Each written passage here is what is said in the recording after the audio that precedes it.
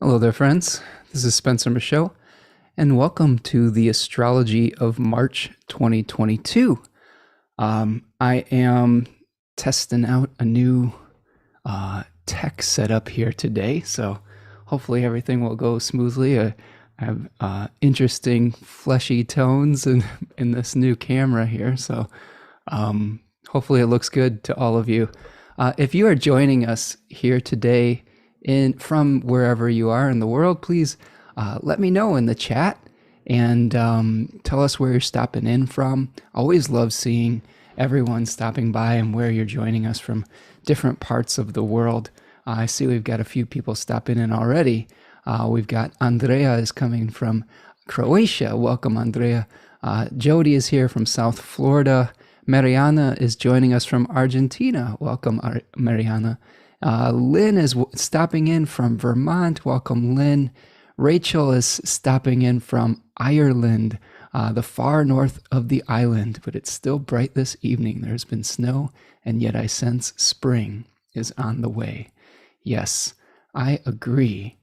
Spring is on the way, and hopefully we'll be able to navigate the transition to spring and the spring equinox through the month of March. So, before we dive into the nitty-gritty of March, one thing that I would like to do is give you a few heads up on some things that are happening in my world here astrologically, and turn you on to some opportunities to learn more about the fundamentals of astrology. I have a new webinar coming up in March on the Decans of Pisces.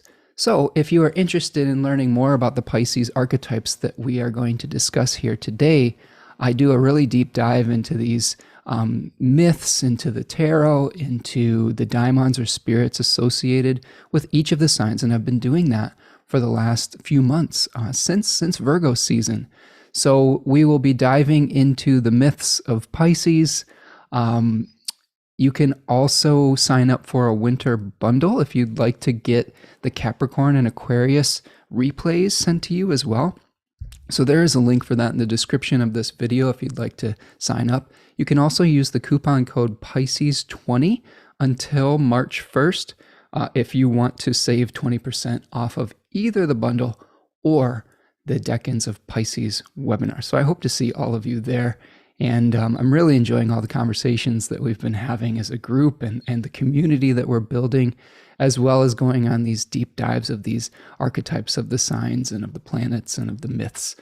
One other thing that I wanted to turn you on to is there's been a lot of talk in the metaphysical community lately about different corporate platforms potentially changing the rules of their algorithms. That may be affecting divinatory practitioners like tarot and astrology. But I think some of that may be a little bit slightly overblown. But if you would like to make sure that we stay connected through all of our channels, the best thing you can do to stay up to date on everything is to sign up for the Spencer Michaud Astrology newsletter. That way I can keep in touch with all of you. We can all, I can keep you updated on classes. I can keep you updated on reading offerings, new articles, new opportunities. That's the best way. There's a link in the description of this video as well to sign up for the Spencer Michaud Astrology newsletter. So I would highly recommend that if you're not signed up already. And please, of course, make sure you like these videos and subscribe to the channel. Okay, I think that's most of the business that we had going on here. Yeah, it's interesting times right now in the metaphysical community. I took my turn as an account on Instagram that got cloned, and somebody was trying to scam some of my audience for money. And I'm really sorry if that happened to you. That's something that's been going around in the metaphysical community, and it's really, that breach of trust is really disappointing, and it makes me really sad. So I'm sorry if that happened to you. Please, just a public service announcement, no legitimate practitioner will solicit you for a reading or for money in the direct messages of Instagram, Facebook, or anything else like that. I will solicit you directly here on these YouTube videos if I want to advertise something. But that's never a way that we are going to reach out. Generally, the best way to get a hold of us is on our websites. A lot of us have scheduling apps that we use. I use something called Acuity, and reaching out directly via email.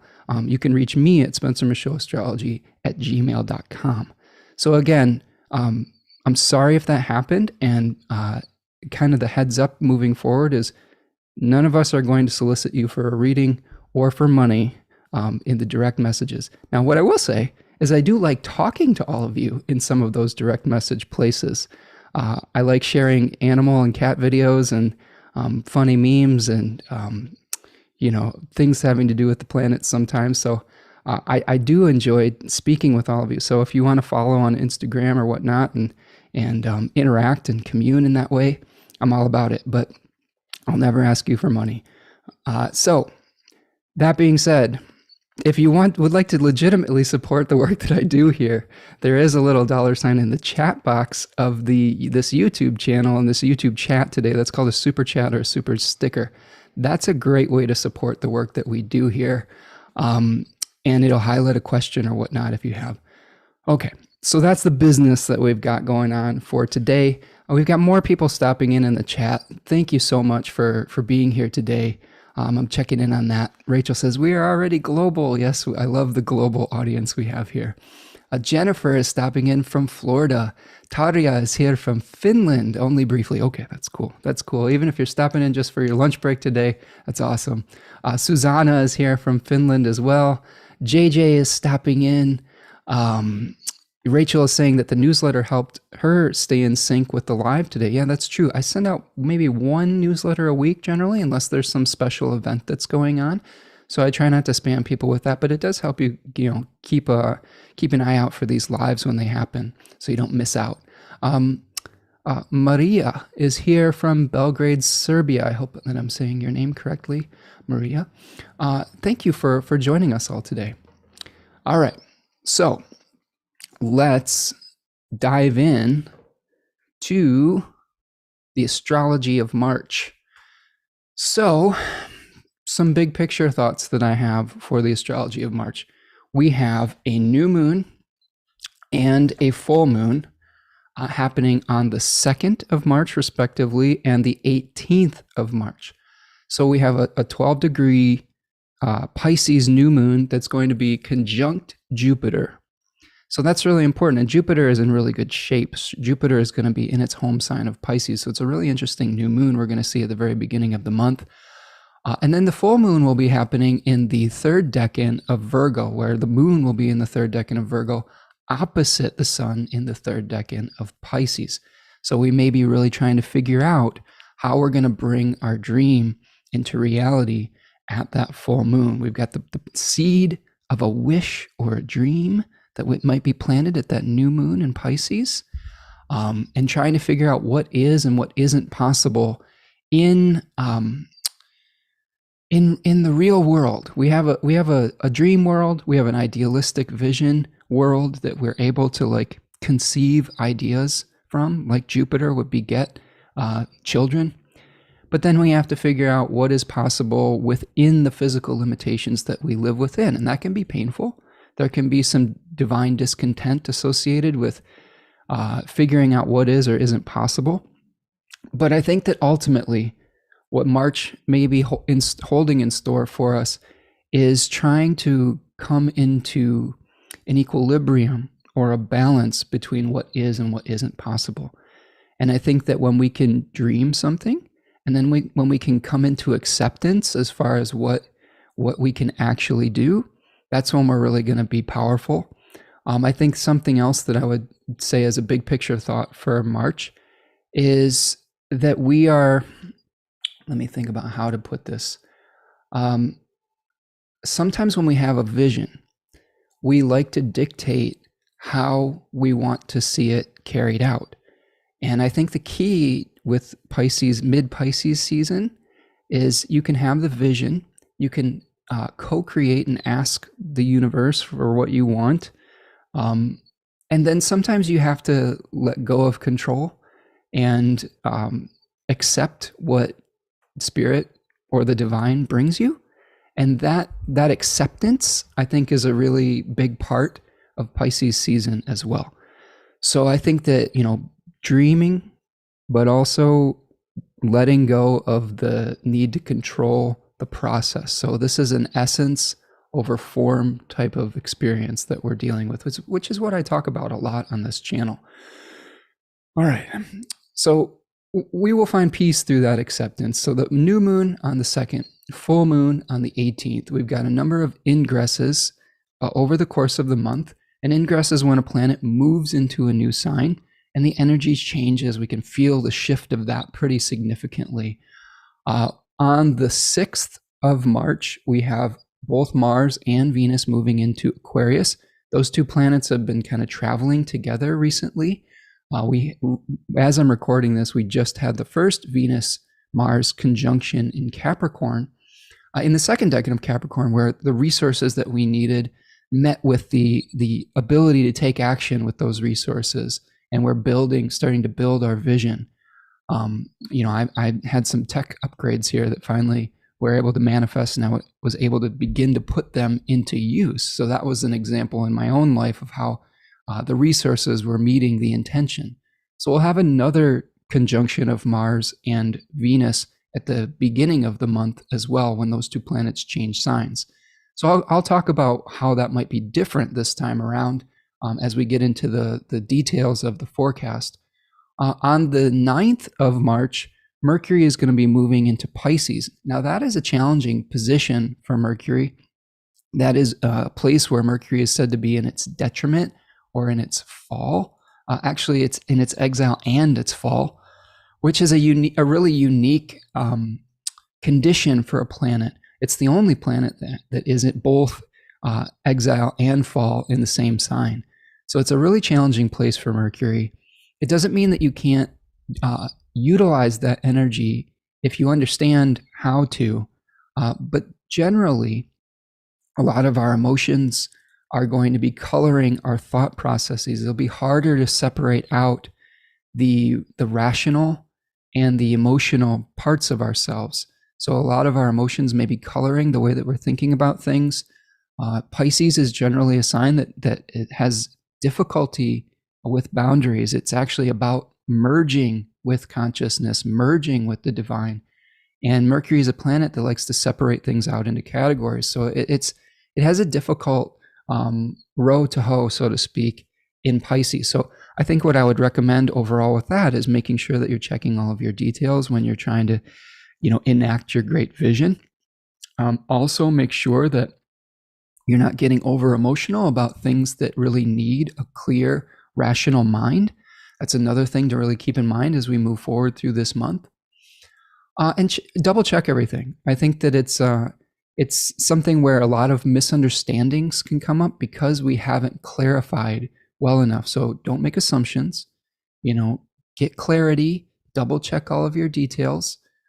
Mercury in Pisces is really great for poetic consciousness though, and metaphor consciousness. So it is seeing the meaning behind the facts, behind the details. Okay, so there is ways to utilize this where we can, really prosper with that energy. But again, there's pitfalls that could be waiting for us if we're not aware of them. On the 20th of March, the sun's going to move into Aries, and that's our spring equinox. So we're going to be kind of looking at a whole new season where we're going to feel really enthusiastic. Our passion will be ignited. The days will start becoming longer than the nights again. So it is a really interesting time of year and a time of renewal and of individuation. So after we've gone through this process of finding what our higher purpose is during Pisces season, we can start taking action on it and seeing the results of it starting to manifest in the physical world during the spring season of Aries. On the 27th of March, we're going to see Mercury moving into Aries. So that's an improvement in Mercury's condition. It's sort of a neutral place for Mercury, but neutral is better than being debilitated in Mercury's case. A couple other big picture thoughts that I have for the month. We've got a couple solar phases that are really important. On the 5th of March, we have Jupiter's Cazimi moment, where Jupiter is said to be in the heart of the sun at 14 degrees of Pisces. So that is a renewal for both the Pisces and the Sagittarian area of your chart. So that's something to really keep an eye on, as far as that planet providing resources for those two areas of your life. So there's this, concept called liking girding, where a planet is going to be providing resources for two different signs or topics within your life. So like, for example, Jupiter is going to be providing resources for both Pisces and Sagittarius. Saturn provides resources for both Aquarius and Capricorn. Venus for Libra and Taurus, and Mars for Aries and Scorpio. And so on and so forth. Mercury also provides resources for Virgo and Gemini. Both of the lights only rule one sign. So Sun, Leo, Moon, Cancer.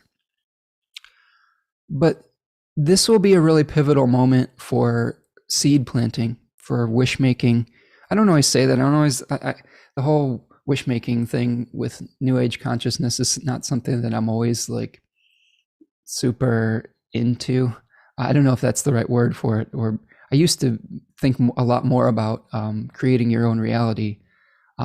As you get older, sometimes reality will set in and you come against the limitations of what is or isn't possible.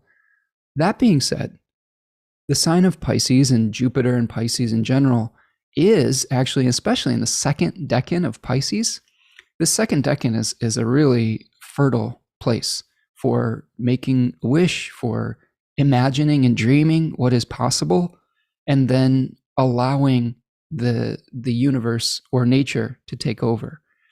So that 5th of March moment may be really a pivotal point. The danger with that is that there is a little bit of a danger of overconfidence with that placement as well. So I guess stay temperate with your dream, and go through the process, go through the phases and the stages of it, and the good steps. We are going to have a conjunction of the sun with Neptune on the 13th. So that'll be interesting. I'll talk about that when we get to that part of the show. Mercury is going to be going under the beams on the 16th of March and at its morning set, so in even more difficult position for Mercury throughout the month. And then on the 25th, Jupiter is going to make its heliacal morning rise at 19 degrees of Pisces, which is really when Jupiter becomes visible again. So a lot of the things we're working on behind the scenes may start to maybe be able to see visible results of that as well.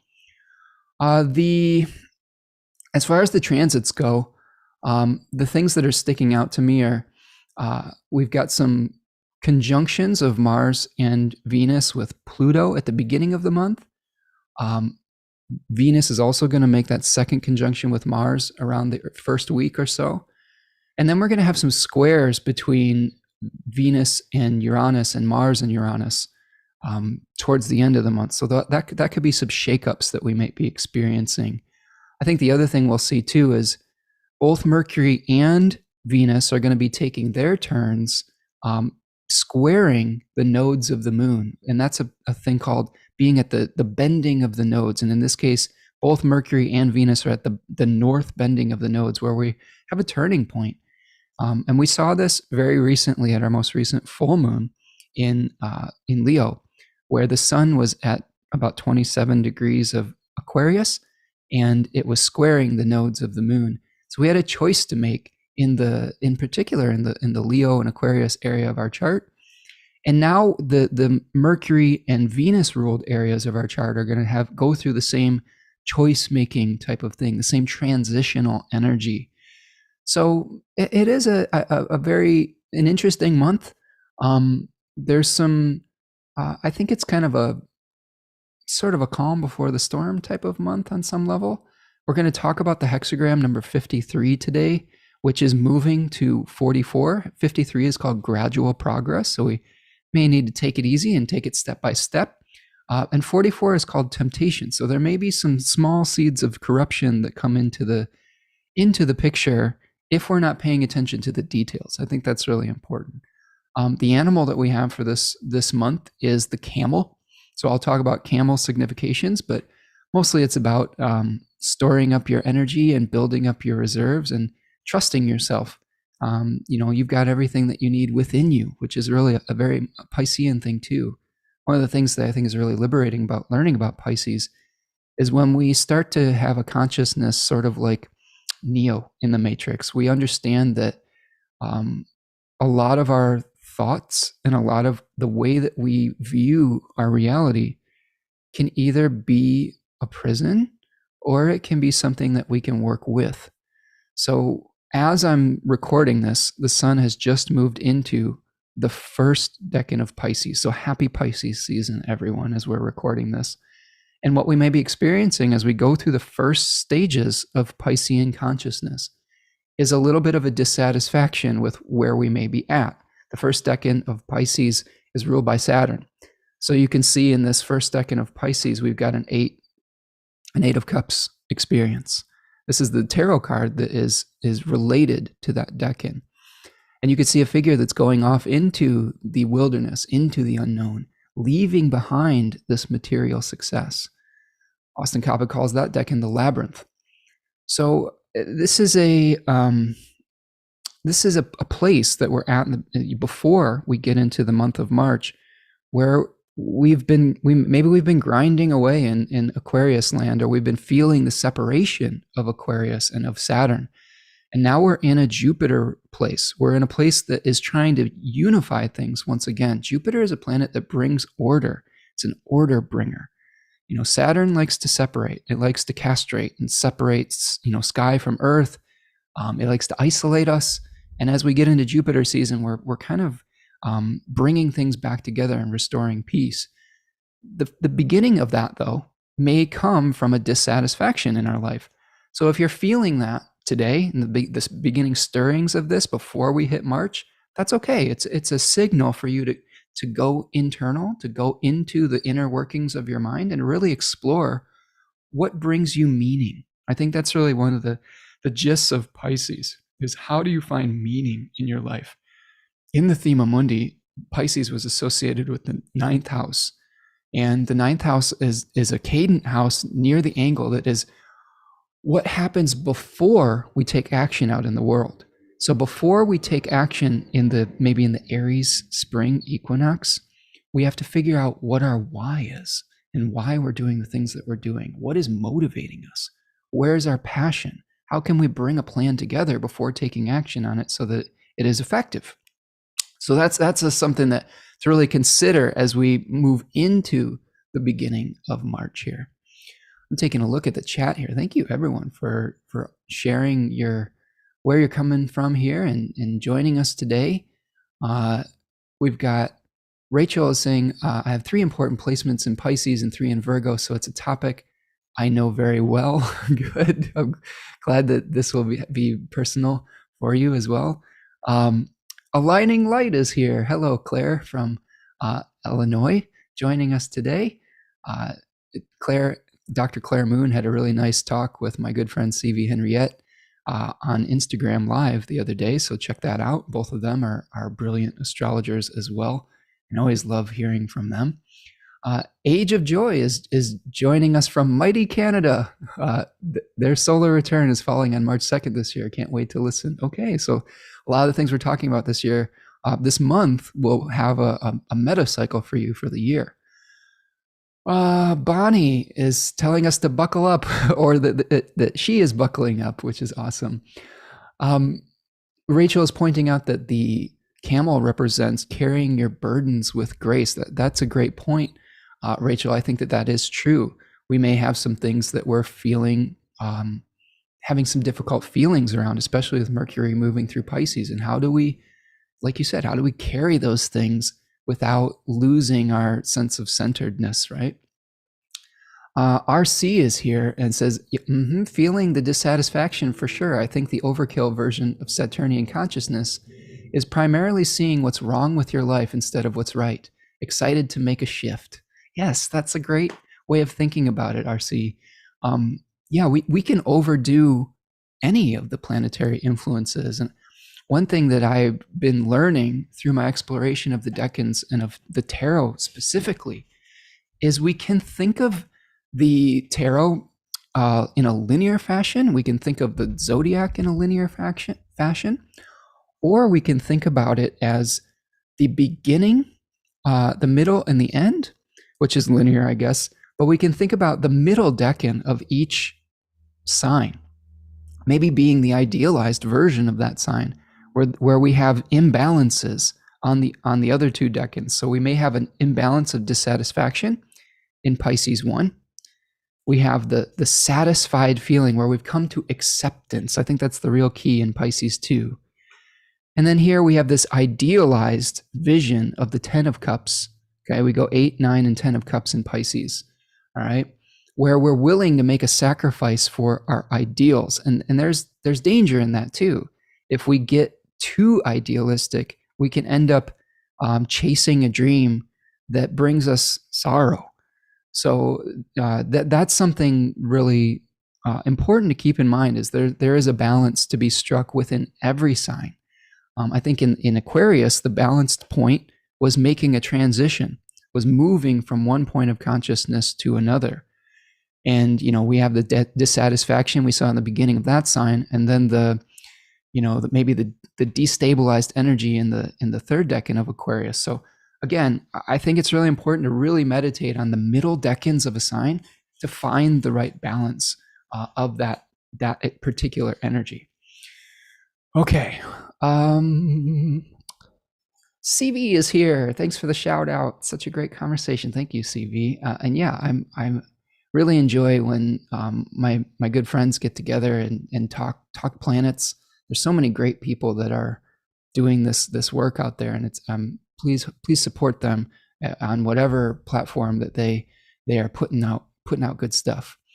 Mortal and Wild is here from, I believe, from England. So thank you for joining me as well. Very active on Instagram. Okay, so what do you say we dive into the time period from March 1st to March the 10th? So we're looking at Pisces 2, synchronized with the 9 of Cups. This decan is called Material Happiness, or just Happiness in both Book T and the Book of Thoth. It has a daimon associated with it called Dolos. And Dolos is it was an apprentice of Prometheus. So remember, Prometheus was bringing humanity into form from clay. And Dolos was this helper that tried to make his own version of humanity out of what clay was remaining, but didn't have enough to finish the feat. So there is a story in Austin's book, 36 Faces, that talks about Dolos creating pseudologos, which translates to falsehood, and aletheia was created by Prometheus, which translates to truth. So here we have the difference between truth and falsehood. And it's suggested that the spiritual world is the true form, and the material world is a copy. So that type of philosophy plays out in Platonic philosophy, where we have these idealized Platonic forms, and then we are begetting, many different horses, over time from that one idealized form. So I think that one of the things that we're going to start the month off with is trying to come to terms with the fact that material reality is inherently imperfect, and that's okay, right? And coming to the point where we're satisfied with good enough, right? Like, it's not that we're lowering our standards, it's just not beating our head against the brick wall of trying to make something so perfect that we just feel completely dissatisfied with the results. Now, we have two fixed stars in this decan called, right around 15 degrees of Pisces, a Churnar, which is a fixed star in the river called the Uranus. And there's a story with Phaethon associated with that. And then Anka, and I believe Anka was in the peacock. I don't use Anka as much, but the Churnar myth is really important when I talk to clients about Pisces 2.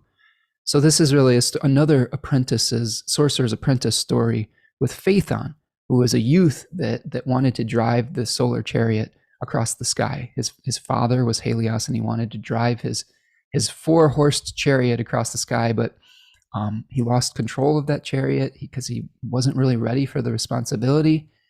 And he was smote by Zeus and got kind of like shot out of the sky with a thunderbolt and drowned in this river, the Uranus.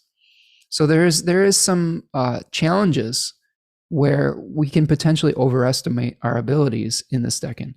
So that's something to keep in mind in the very beginning of the month too, is we can shoot for the stars and the moon, but sometimes we have to accept that there's only so far that we can go with the amount of information, with the amount of skills that we have. One of the things that I talked about in my Aquarius Decans webinar, which is available in the store now if you missed it, or if you want to buy the bundle, you'll get the replay files. But one of the things I discussed in that webinar was this concept of the gap. And I read a quote by Ira Glass that I'll read again for you today. And this is from This American Life. And this is one of my favorite quotes that I used to talk about in my songwriting classes as well. And I quote, "Nobody tells people who are beginners, and I wish someone had told me.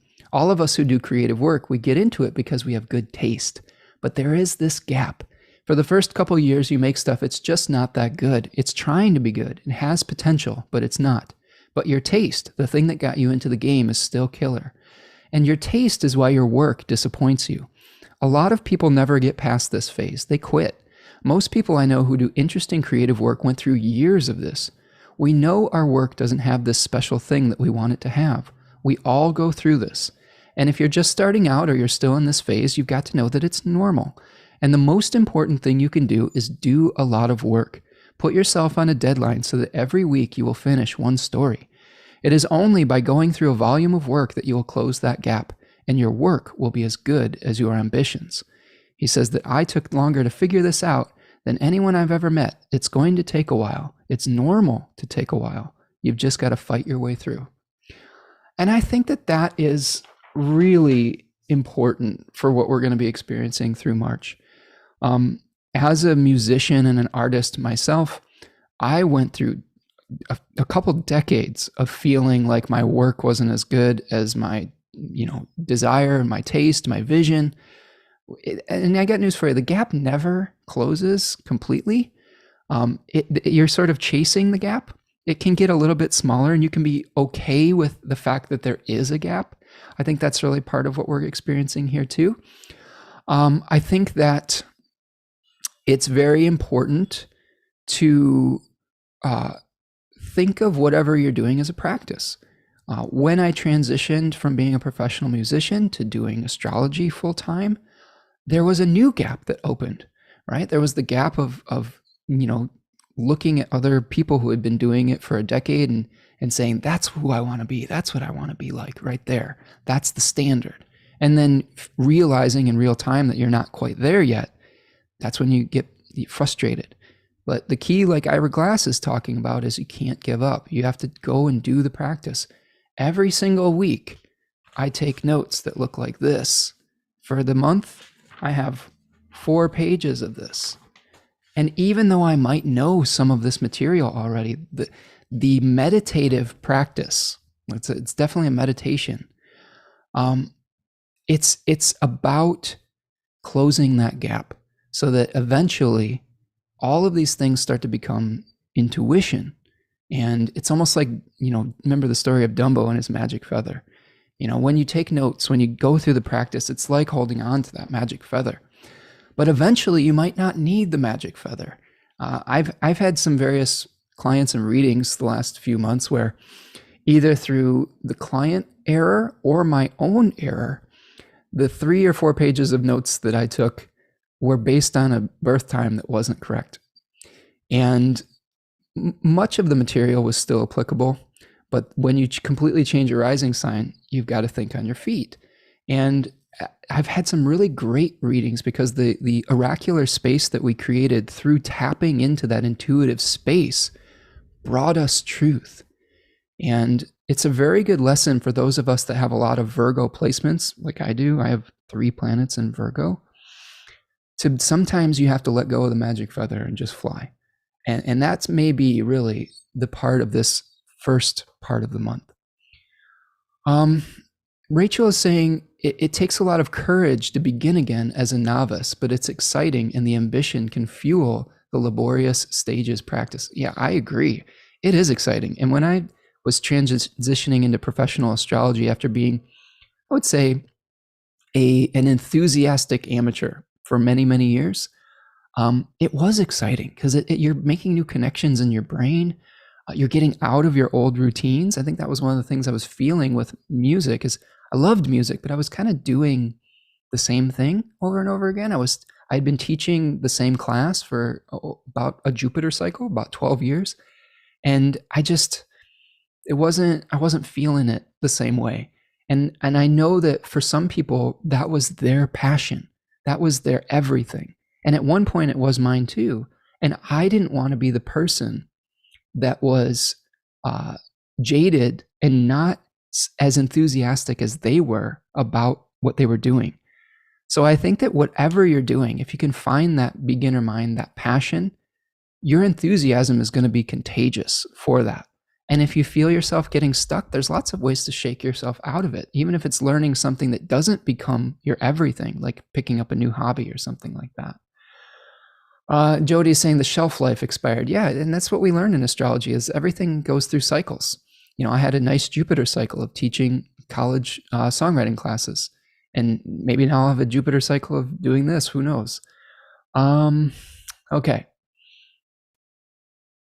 Tanya, there's another Tanya joining us today, a new Tanya. Hello, a little late, excited to be here. My favorite Deccan and fixed star astrologer describing the month of my solar return. Oh, well, thank you. Thank you, Tanya. Ready and excited to absorb your information. Well, I appreciate you being here and thank you for the compliments. I really appreciate that.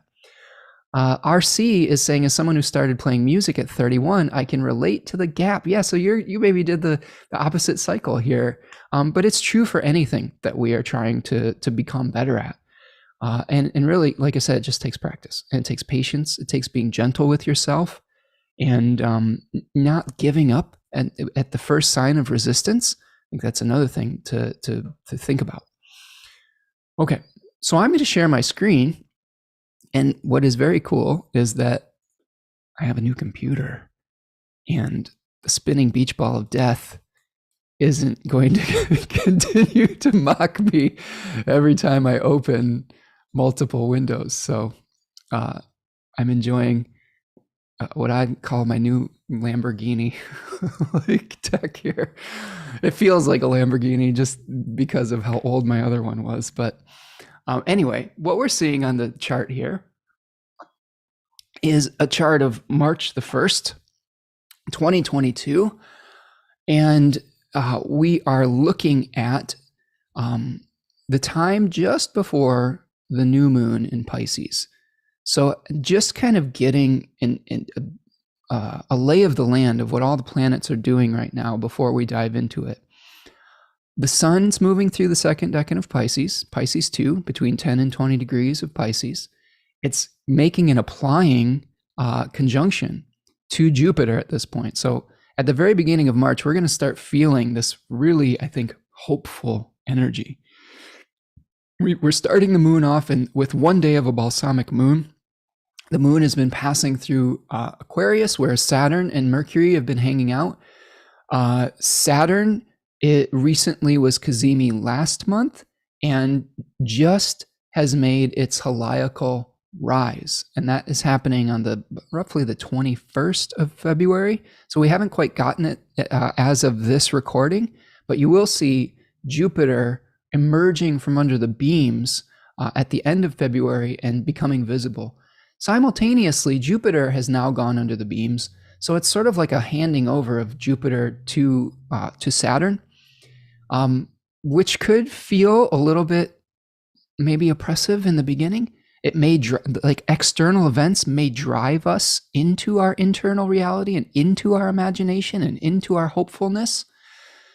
So I think that it's important to realize that even if external events aren't matching up with our reality, that there is resources that we can draw upon internally. And that's something, again, I think that the camel is teaching us. They carry a lot of their water and fat supplies and resources with them, and they are really well adapted to very harsh conditions. If my beautiful partner Tanya was here today, she'd be telling me all these camel facts, and I'll have to pull up some camel facts for you by the end of the show. But they really have a lot of adaptations, like the pads on their feet can withstand great heat. Their tongues are specially formulated to be able to eat like really crazy stuff in the desert, all sorts of things. They have like eyelid covers to keep the sand out of their eyes. So they're really a wonderful animal.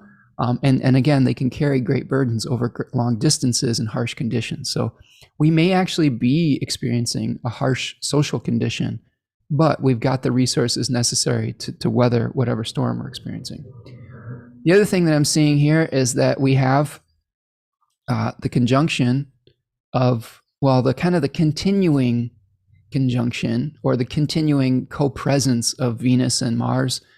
And they're going to be sort of making contact with Pluto at the very beginning of the month. So that third decan of Capricorn really is talking about bureaucratic structures. So we may have some government saber rattling that I think may be exposing some of the challenges of trying to organize a society physically, whether it's coming through resources, or like how we manage countries or communities. I know that in America, we've had some challenges around maybe some fear around inflation and supply chain issues. Everything's getting more expensive. And internationally, we have all of the challenges going on in Western Europe and with Ukraine and Russia and all of the kind of the challenges of trying to figure out that situation over there. And if we're going to have peace or what's going to happen next. So we may see some of that coming to a head with this Mars and Venus moving through that decan that is traditionally associated with administration of power. What else do we have here? So Uranus is also kind of moving through the second decan of Taurus.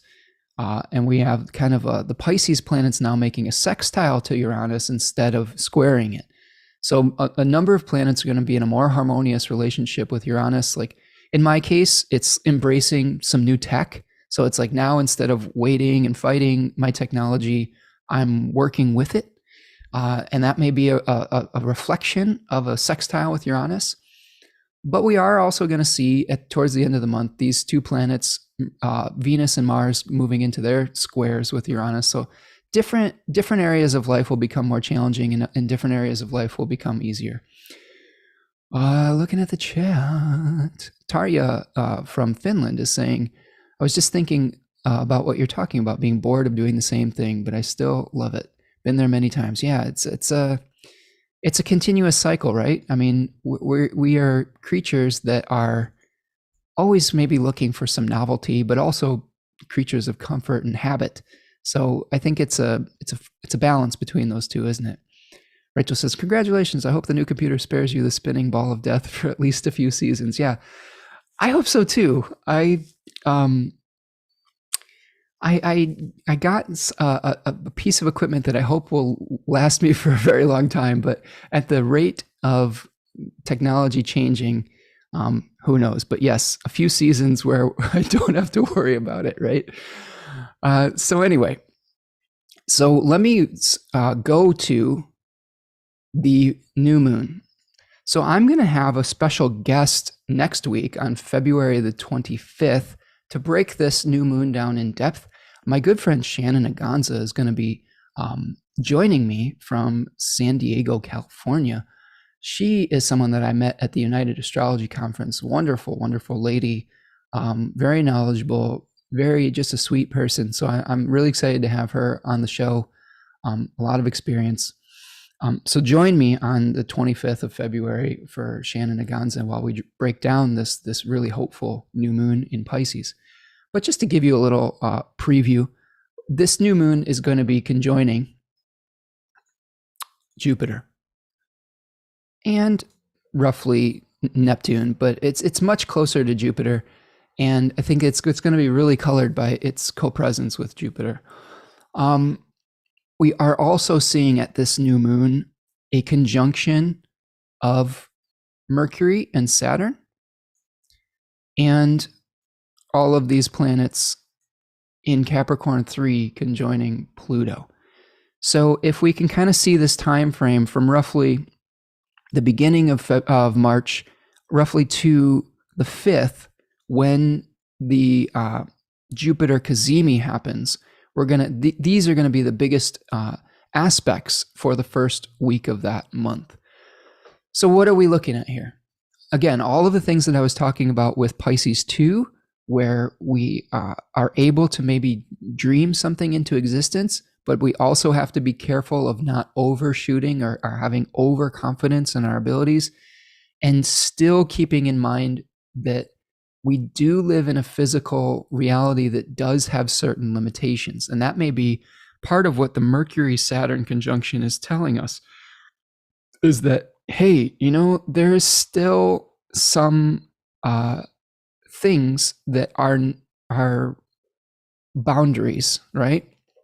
Now, with Mercury and Saturn conjoining in the second decan of Aquarius, the limitations that we might have may be idealistic, or they may be mental limitations. I talked a lot about the glass ceiling energy in my Aquarius decans webinar, where we create our own limitations through our own limiting beliefs and thoughts.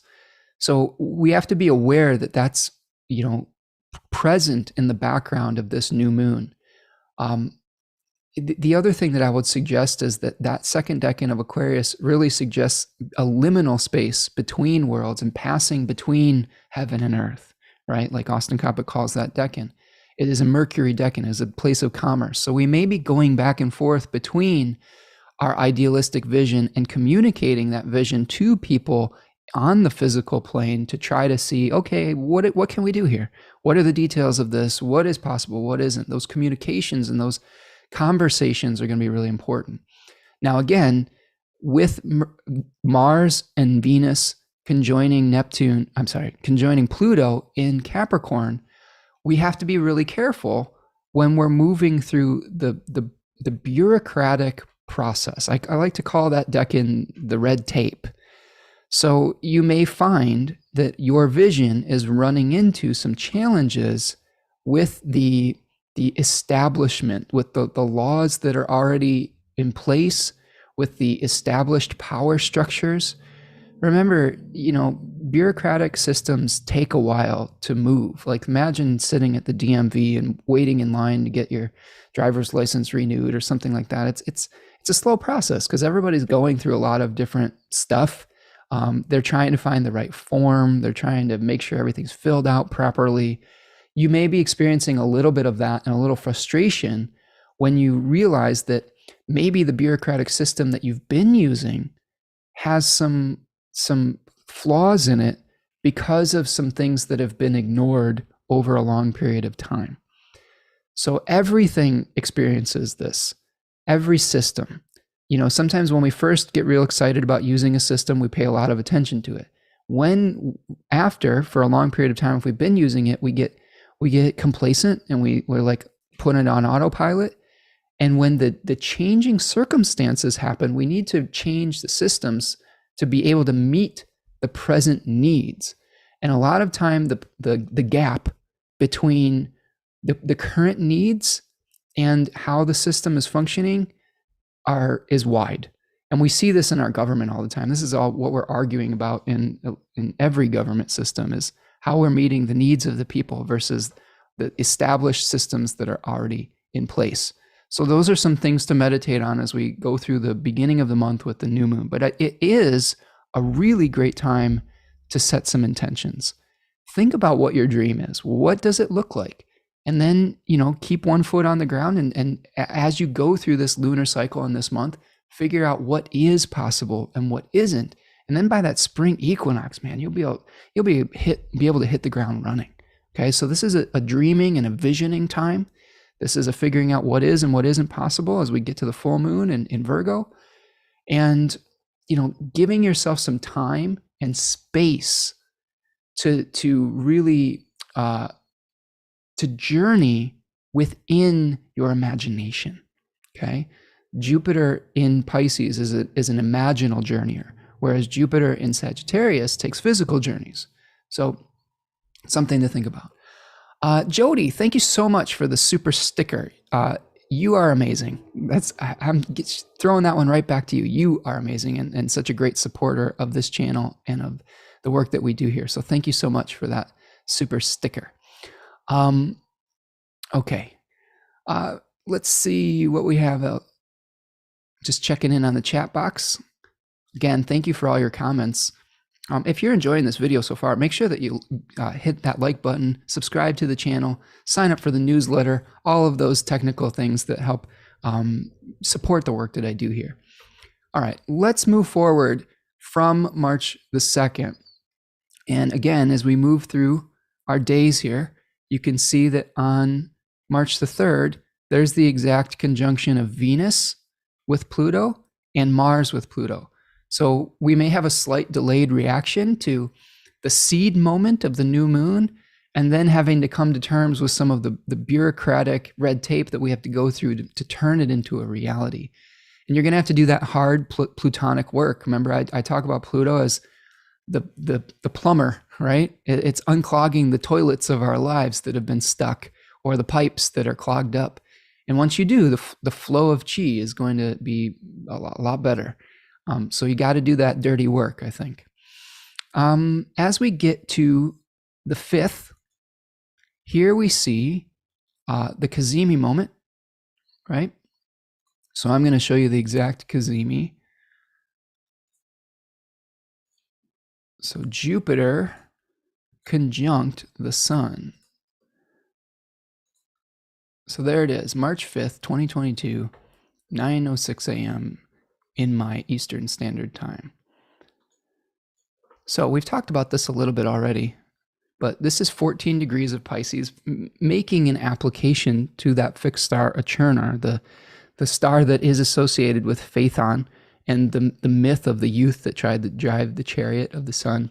So it's a very hopeful, aspirational place, but there is a danger of maybe accidents through hubris, potentially through, and it's a little bit of a different hubris than I think we saw in maybe even the second decan of Capricorn, where we're trying to build a material structure to the divine, which that never really works.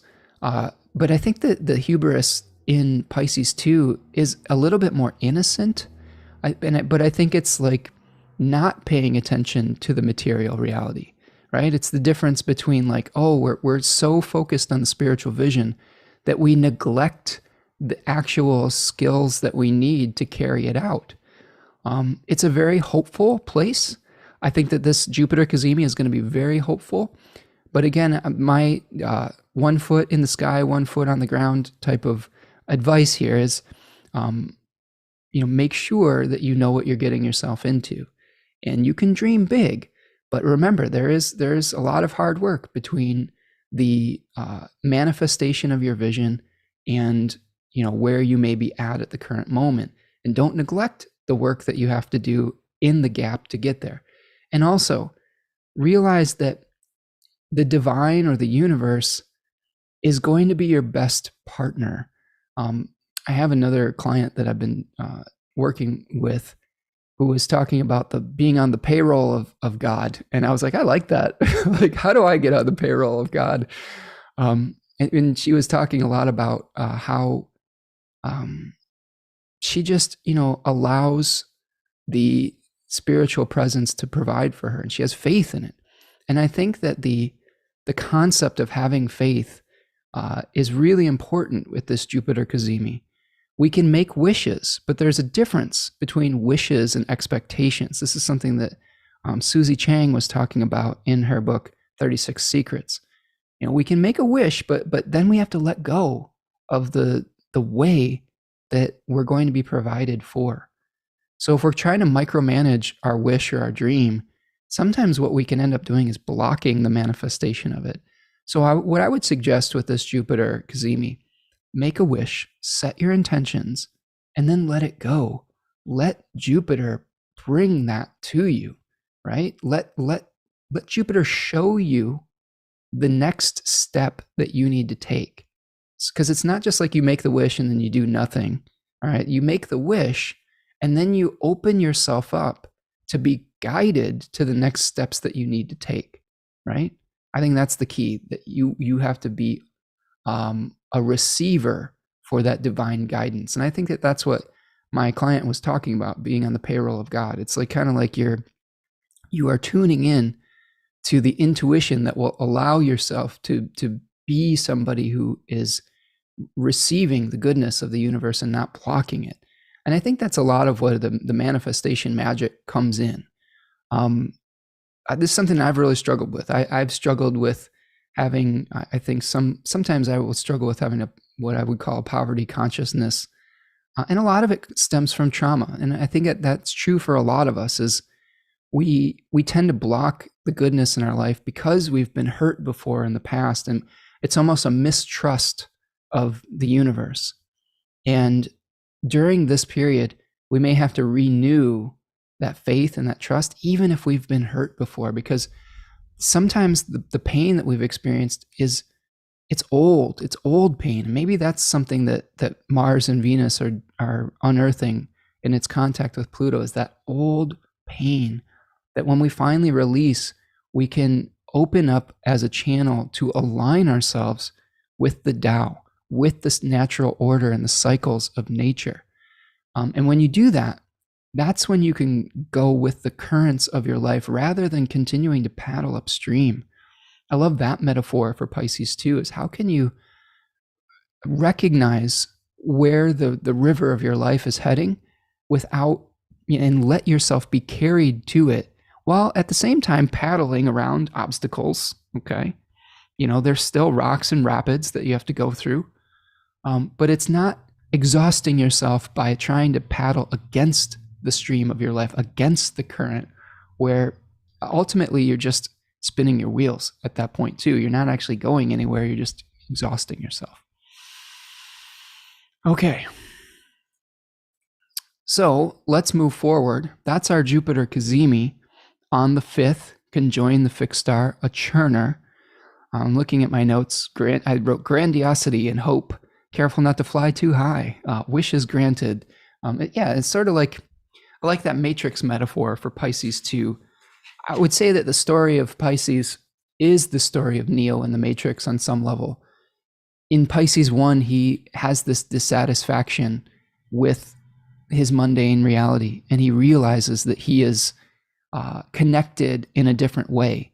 And you can think of the second decan of Pisces as him, learning from Morpheus and learning that he has power and that he is able to co-create new realities within that construct. And then third decan of Pisces, we get to a point where he becomes almost like a savior figure, like the one. He is the one. He is the crusader that is liberating others from this as well. All right. Let's see. So I'm going to move forward here. One thing I wanted to point out before I move on from my big picture thoughts is we will have a condition with the moon being out of bounds from March the 9th to March the 14th. So I did want to kind of point that out so I don't forget that. That's kind of a position where our emotions may really start to swing to wild extremes. So another point in time to be really aware of your centering types of practices.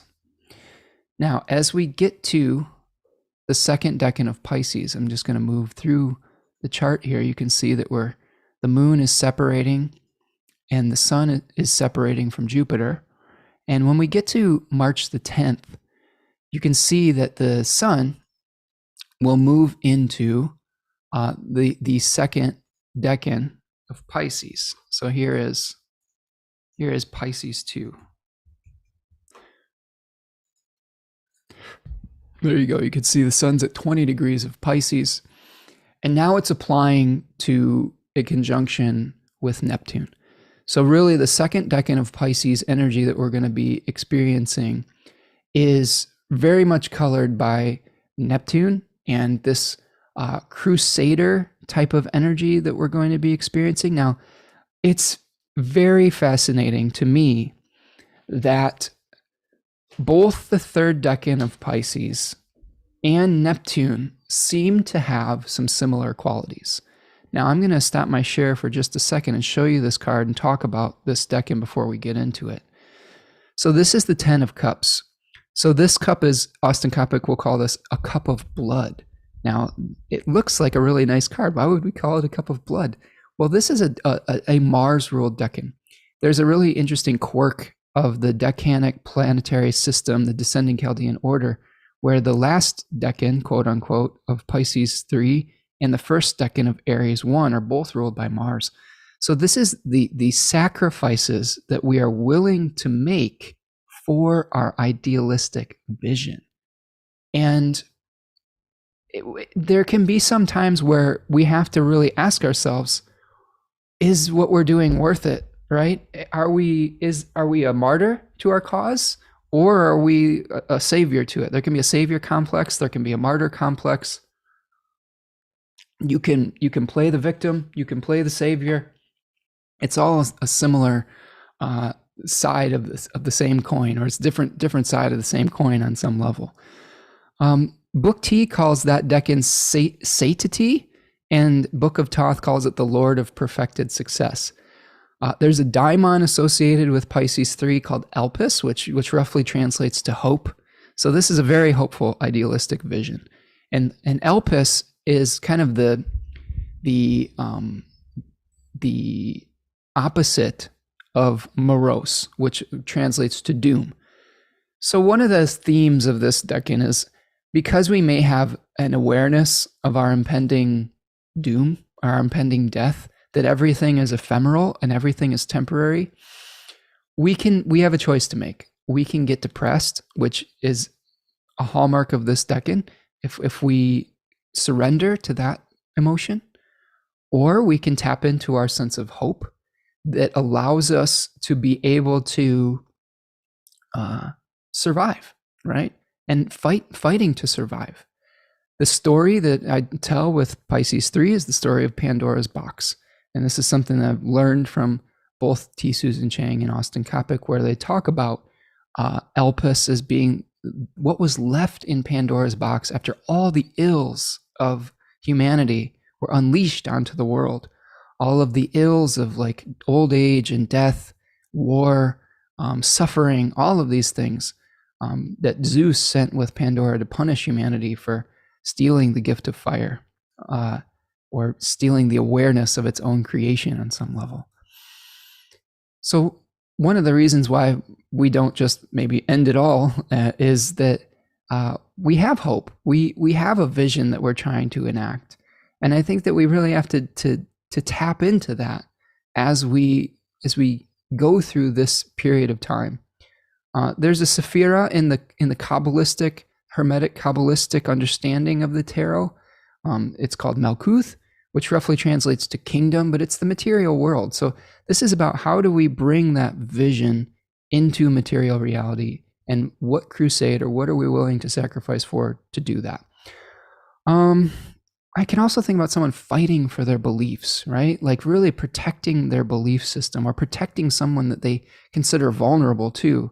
I've had other clients with this placement that made a lot of sacrifices for the people in their life and did it willingly. They did it with joy and with love, because they were hopeful for that, the future that person in their life represented.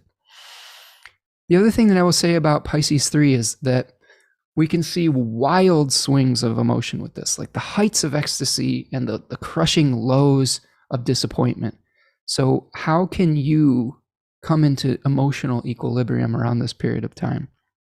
And how can you not get blinded by the happy ending, the Hollywood happy ending that we all have been programmed towards, thinking that we may be manifesting? That's not to say that we can't manifest some of it, but I do think it can be really challenging when we have expectations that aren't realistic. I'm thinking of more like, like filters on social media, right? The perfection of this ideal that doesn't really even exist. Like there's a filter on my webcam where I could smooth over my appearance, but I chose not to put it on so you could see the lines in my face because I'm 41 years old and that's who I am. I've earned these lines, So I think that, and that's real, right? And I think that when you can come to terms with that and love the lines on your face and love the lines on the face of your dream, that's when I think you'll be coming to the satisfaction place of the Nine of Cups, really, the balance point within Pisces. So there is a danger of a broken dream here too, but I think that we can avoid the worst of that by loving unconditionally. And that includes loving ourselves as we are and loving, the reality that we're living in without, completely wishing it was completely different all the time. It's really the lesson of gratitude, right? So I think that's one thing to keep in mind with this Decan of Pisces in particular. You can also think about this period of time with Decan 3 of Pisces, especially in the northern hemisphere where the ice is starting to melt. We had the ice of Aquarius that's beginning to melt into this puddle or this ocean of mud and water. It's very mucky. It's very confusing. You don't know where to step. You don't know where a safe step is without getting your feet wet. And we're all kind of in that that place of melted boundarylessness.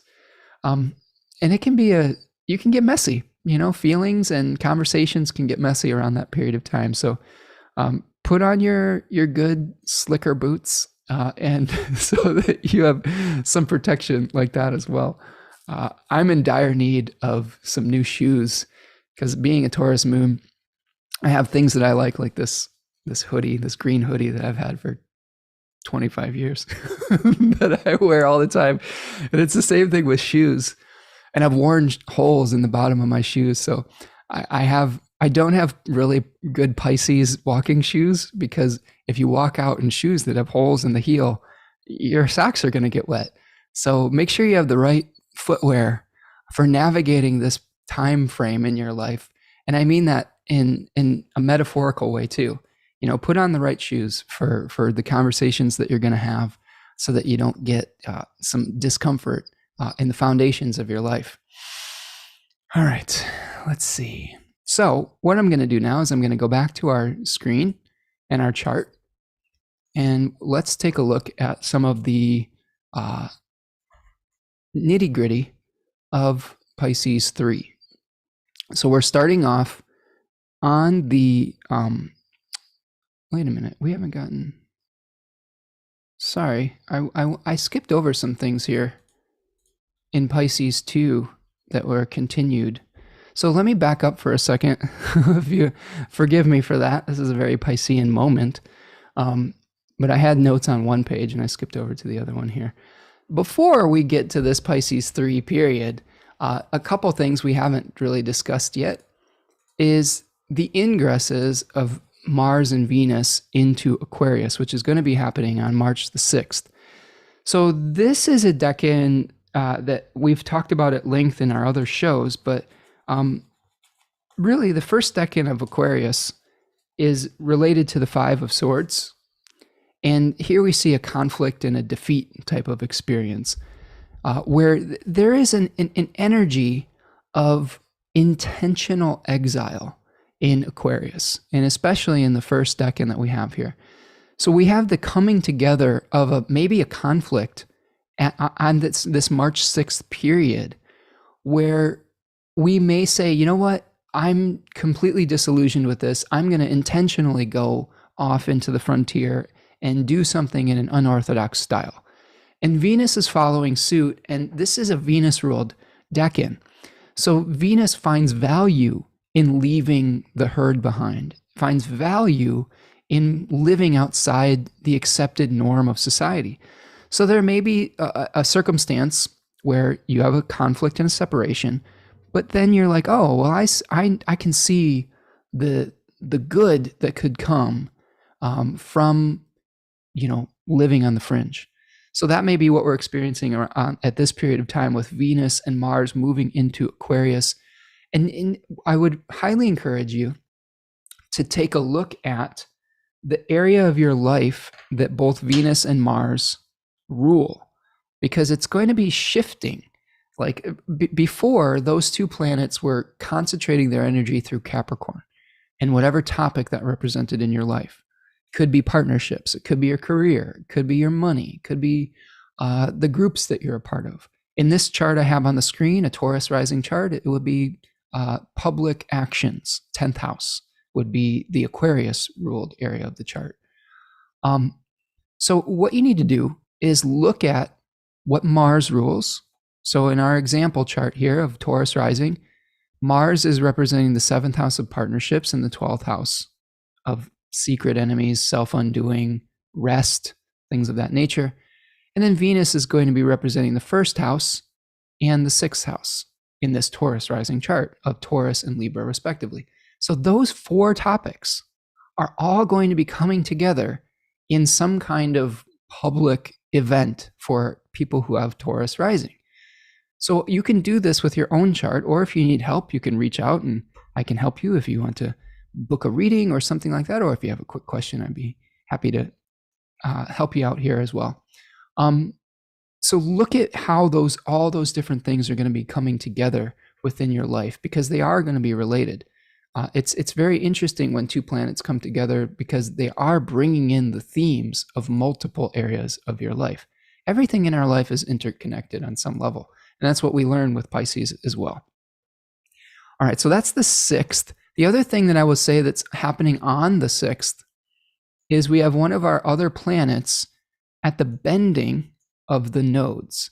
So you can see here, we've got Mercury at 24 degrees of Aquarius, and it is squaring the north and south node of the moon. So when a planet squares the lunar nodes, it's at a turning point. We call that the bending of the nodes. And depending on which bending we're at, we could be moving towards release, or we could be moving towards increase. In this case, Mercury is at what's called the north bending. It's moving towards the north node. So we're moving in the Mercury area of our life towards a place of increase. And here we have a choice that needs to be made.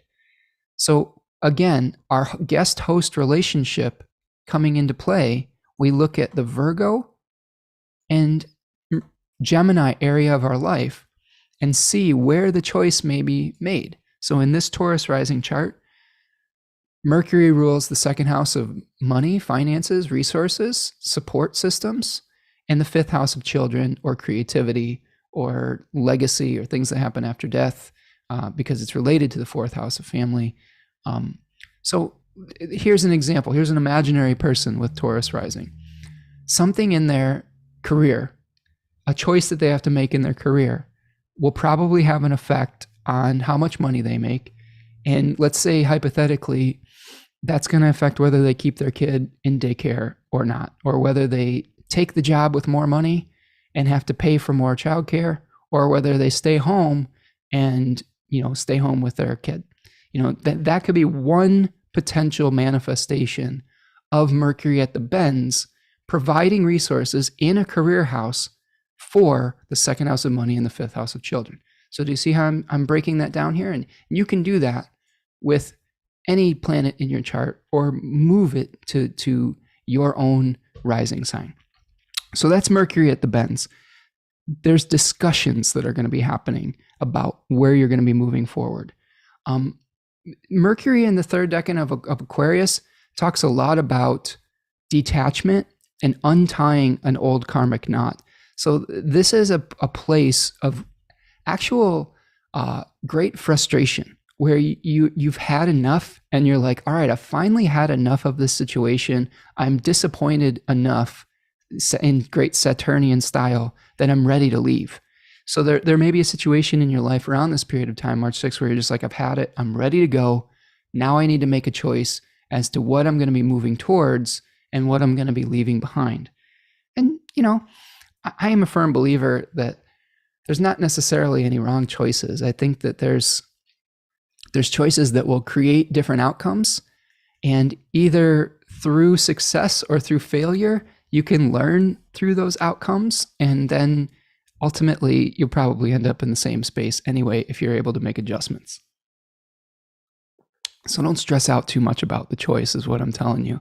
Is even if you have a little bit of a temporary setback, you can always make an adjustment. All right, Dimfy is coming in the comment section here saying, like an old auntie once said about the skin around her lips, I am getting more folds in my pleated skirt. I like that, Dimfy. I think she's referring to the lines on my face. Rachel is loving the lines on the face of our dream. Yeah, that was a good poetic, intuition, I think. Age of Joy is commenting that Piscean is, yes, the Matrix is very Piscean. I agree. I believe that the creators of the Matrix trilogy, what is it, the Wachowski sisters,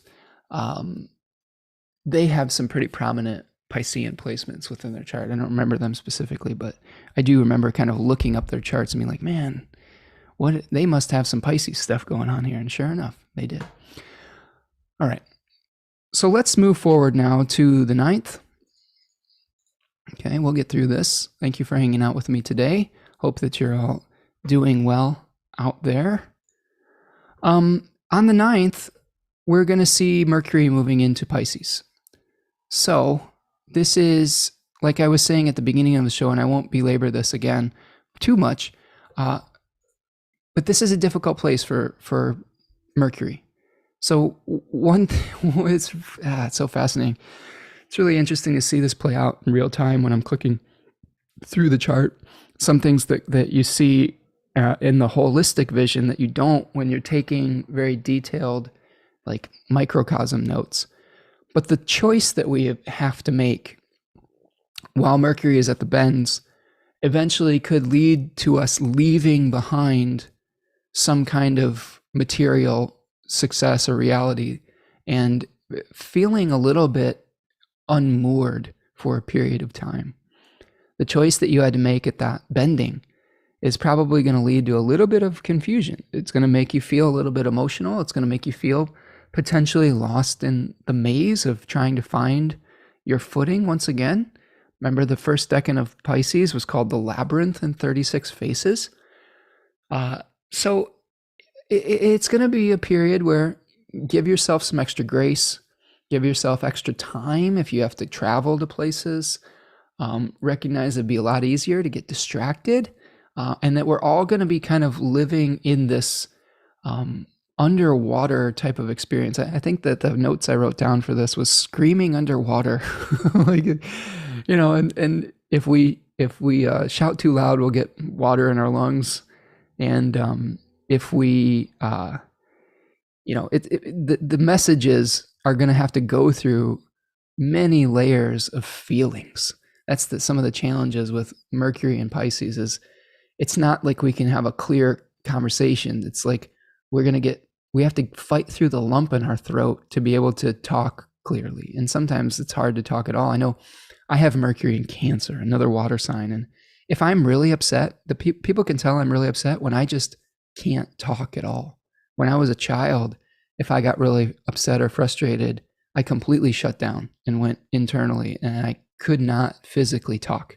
And I think it's similar with Mercury and Pisces, is if you get really emotional, you're just going to completely go off into imaginary dreamland, and it's hard to reach you. So it may be hard to reach people from a rational, intellectual place. And you may have to reach people from an emotional place, from a feeling place. So, I'll pray for all of you air sign placements out there. But every part of ourselves is important. Just because we have a lot of air placements doesn't mean we don't have emotions. Just because we have a lot of earth placements doesn't mean that, we don't have a rational mind and we're not just material beings. Everybody has emotions. Everybody has material reality. Everybody has intellectual faculties, and everyone has the passion of fire. So you may just have to utilize an element that you're not as comfortable with, but trust me, you have the ability to do it if you make an effort. I think that's the key, is making an effort to meet the planets where they are at and utilize the gifts that they are giving you, rather than trying to swim upstream with stuff that isn't working, right? With like a path that isn't working. Mariana is saying Baudelaire, James Joyce, Billie Holiday, Nina Simone had Mercury and Pisces. Exactly. All of them were amazing artists, and they were utilizing emotional communication, metaphor. Many of those folks had some really difficult life circumstances, though. Nina Simone, Billie Holiday in particular, I'm thinking about, had some really tough things going on in their life. I believe Maya Angelou also is a Mercury and Pisces person as well. But here's the thing, they took that suffering and they did something really beautiful with it. So I think that's another thing that we can see with all of this, is that you may experience some disappointments, but what are you going to do with it? Well, you could make some art with it. That's a really great use of this energy. You could write a poem. You could paint a painting. One of my favorite artists right now is somebody in our chat. Susanna from Finland is a really, really talented artist. I would highly recommend checking out her paintings, because she taps into a really emotional space with her Cancerian energy as well. So do something that is non-linear. All right. Do something that is not so keeping us attached to physical reality. Okay. That could be a great way to just feel a sense of flow state. I think that's a great way to navigate Pisces season, is getting into the flow state. Okay. Dimphy says, you are so comforting. Thanks. Mercury will be opposite my natal Mercury by sign. Well, I try to bring peace of mind in these live streams and in what I do, because otherwise, what am I doing? There are many people in my profession that I think are fear mongers, and I don't really think that that's what I want to be known as. Now, that doesn't mean I'm not have a firm hand sometimes, or I don't want to be a spiritual bypasser, but I do think that we are capable of digging deep into our reserves of energy and finding a place of peace and acceptance, even if we're dealing with difficult circumstances. So, Dimphy's asking if Susanna has a website. I'm not sure, but you can find her on Instagram, Susanna Philagi, Phiji. I'm not sure. I have some difficulty spelling Finnish words. She's based out of Finland, but maybe one of our friends could find her and post it in our chat box here, because she's definitely got some really great art. Okay, so that is Mercury moving into Pisces. Double check your facts, get in touch with your dream language, do some art, give yourself some extra time to get somewhere if you're needing to be somewhere important. Now we're back to Pisces 3, all right? Excuse me. So now, with the sun in Pisces 3 at 20 degrees of Pisces, we're going to be experiencing a first quarter moon. So here is our first quarter moon, the square between the sun and the moon. So here's the moon, square the sun. And this first quarter moon square, whoops, where did that go? Is going to be at 19 degrees of Pisces and Gemini, respectively. So, what could we be experiencing at this first quarter moon? Now, remember, first quarters and last quarter moons are squares. So they are sort of like these crisis points in the lunation cycle. Now, when I say crisis point, it doesn't mean that your whole world is going to come crashing down. It just may be a little bit of friction that you have to overcome. Think about it like the rubber of a tire meeting the road, and that friction is going to get you moved forward. So some of the challenges that we may experience at this first quarter moon in particular is maybe being pulled in too many directions, having too many options with the moon in Gemini too. And, there's a card associated with this, which is the 9 of Swords, where you see someone laying awake in bed, sort of having a nightmare. So I think that one of the things that we have to ask ourselves is, are we pursuing a dream, Or are we creating a nightmare for ourselves, right? Any dream can turn into a nightmare if we allow our thoughts to get the better of us. If we allow too many different options, here's this Nine of Swords card, right? Sometimes I think what will be important is calming the mind down, is choosing a direction. I think that the real challenge of Gemini in particular is actually making a choice. It's not really about exploring every single possibility. It's about exploring a possibility and then saying, okay, one of these twins is worth keeping alive and the other one has to be sacrificed. And you have to give up some of the options to breathe life into the one that needs to come into manifestation. And that's the transition from Gemini to Cancer, is exploring all these choices and then finally impregnating it in some material form in the Cancerian womb, and then nurturing it into fruition. So explore your options at this point, but don't get overwhelmed by having too many. Make your pros and cons list and then let it go. Remember, the key with this is to trust your gut, trust your intuition, don't overthink it. So that's what I would suggest on March 10th here. Don't get in the point where you're creating too much anxiety for yourself. All right, if we move forward to the 13th, okay, on March the 13th, that's where we see the conjunction of the Sun with Neptune. Now, I just recently attended a really fascinating talk by Demetra George on Neptune, which I highly suggest checking out. You can find the replay of that at Astrology University or for purchase through that, or maybe even on Demetra's website. I'm not sure where that would be at this point. But she went through a lot of history of Neptune and its association with the spiritualist movement of the early 20th century, with intentional communities of northern New York around Rochester, and it was really fascinating stuff. And there's a quote from that talk that I wanted to share where she kind of boiled down the essence of Neptune. And she says, and I quote, Neptune is spirit moved by fervor. Spirit moved by fervor guides conscience to right action and social reform. Okay, let me repeat that. Spirit moved by fervor guides consciousness or conscience to right action and social reform. All right, so it is this passionate spiritual energy that says, you know what, there's changes that need to be made. And a lot of this was associated with the suffragette movement, with women having equal rights around this period of time when Neptune was discovered. There was, we're also seeing some equality significations for people of color as well. And that took a little bit longer into the mid 20th century. And we're still fighting those battles today. Let's be honest and clear.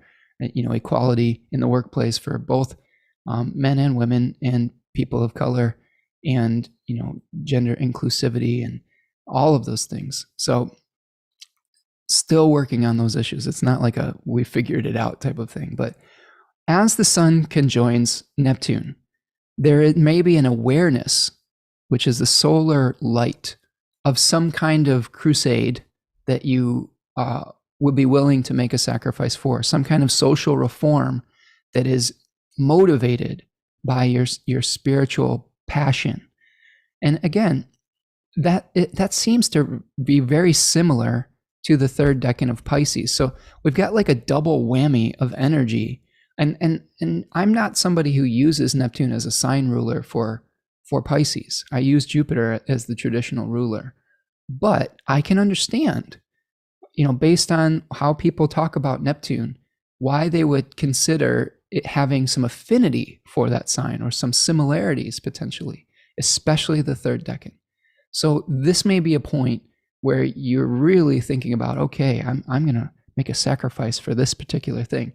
Now, you do have to be careful because Neptune has also proven to be a planet of illusion and toxicity. And Neptune was associated with both like the film industry, photography, but also like anesthesia, so like substances that put you in an altered state of consciousness. And all of those things can be wonderful, but they all can be dangerous too if we don't come back, right? If the anesthesiologist makes a mistake, someone's lost in dream world forever. You can die, right? Or if you take a substance that alters your consciousness, but you don't do it in a responsible way, that can have negative repercussions. So I think it's very important around March the 13th to really examine whether what you're crusading or fighting for or sacrificing for is real, or if it's an illusion. And be careful that you're not getting yourself into a situation that isn't really based on reality, and figure out what the reality of the situation is. Because if you aren't able to do that at this point, you're going to get a real distinctive wake-up call at the full moon in Virgo. Okay. Now, as we move forward, the next aspect that we have, or the next event, is happening on the 16th of March. Now, this is the heliacal rise of Mercury. I'm sorry, nope. Check that. Sorry. The heliacal, it's not heliacal. There are two different types of synodic events for the inner planets, Mercury and Venus. Two of them are called the heliacal rising and the heliacal setting. Okay. The heliacal rising is when Mercury is emerging from under the beams, retrograde in motion. And when it's making its heliacal setting, it's also retrograde in motion. The morning set is when Mercury is direct and going under the beams again. And then its evening rise will be when it is direct and emerging as an evening star. So if that's too complicated, just think of it like this. Mercury was visible in the morning hours. You can see the sun in this chart. The sun is on the ascendant. Mercury was visible before, but now it will be invisible. So this is challenging for planets. In traditional astrology, when a planet wasn't visible, it was like somebody taking to their sick bed, because eventually they would be getting renewed in the heart of the sun, in the furnace of the sun at the cazimi, or the conjunction moment. But when it first goes under the beams, the planet is weakened, and Mercury is already in a very debilitated state by dignity, being in Pisces. So this could be something where if you're already feeling an escapist tendency, that you're just like completely checking out on March the 16th, or in that period of time that Mercury is under the beams. So be very conscious of your communication around this period of time. Get clarification. A lot of your thought processes and communications may be happening behind the scenes rather than up front. We may all be feeling a little bit invisible around this period of time. And the area of your life, the Gemini and Virgo area of your life, is probably going to be going through a transition. And it's going to be destabilized at first, but eventually it will have a new a conjunction with the sun, right? That's going to happen in Aries, though. So we're not going to have the Mercury cazimi this month. We're going to have that, I believe, in the very first days of April.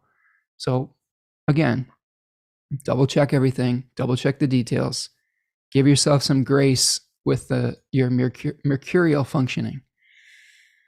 All right, when we move forward another day, we do have a little bit of a helper planet that's going to be helping Mercury. We do have a sextile between Mercury and Uranus on the 17th, on St. Patrick's Day. I would be real careful with your St. Patrick's Day celebrations if you do celebrate in that fashion. I personally, that's not how I celebrate holidays. I am pretty sober, but if you do partake in a Guinness or two, just be very careful, because you could do some damage with that. With Mercury being in Pisces and under the beams, you might not know your limits, right? It may be very difficult to figure out what a healthy limit is with Mercury in that position.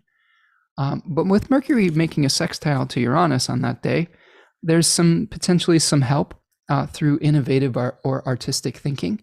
So if you're doing something creative around that period of time, utilizing some kind of new resource, some kind of new medium might be effective to doing what you need to do moving forward. Again, you may be shaken up out of your routine, but it may be in a good way too, because it's a sextile between Mercury and Uranus. I'm going to get a drink of water here. You guys doing all right out there? Everybody doing okay? Thank you for hanging out with me so far. We'll probably go maybe another 20 or 30 minutes here. We're slogging our way through it, through the ocean of Piscean consciousness here. All right. As we move forward to the 18th, that's when we have our full moon.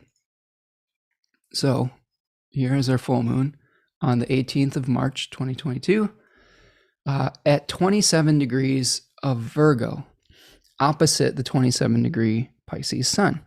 So I also will have another guest coming on to talk about this one in depth.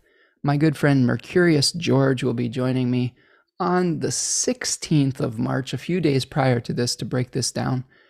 I've moved that a little bit closer to the full moon, just mostly to get it out of the way of my webinars, because trying to do too many things in 1 week on webinar week was a little bit difficult. So join me for that, March 16th. Mercurius George, an old friend of mine who's a very talented musician and astrologer as well. But just a little preview of this full moon.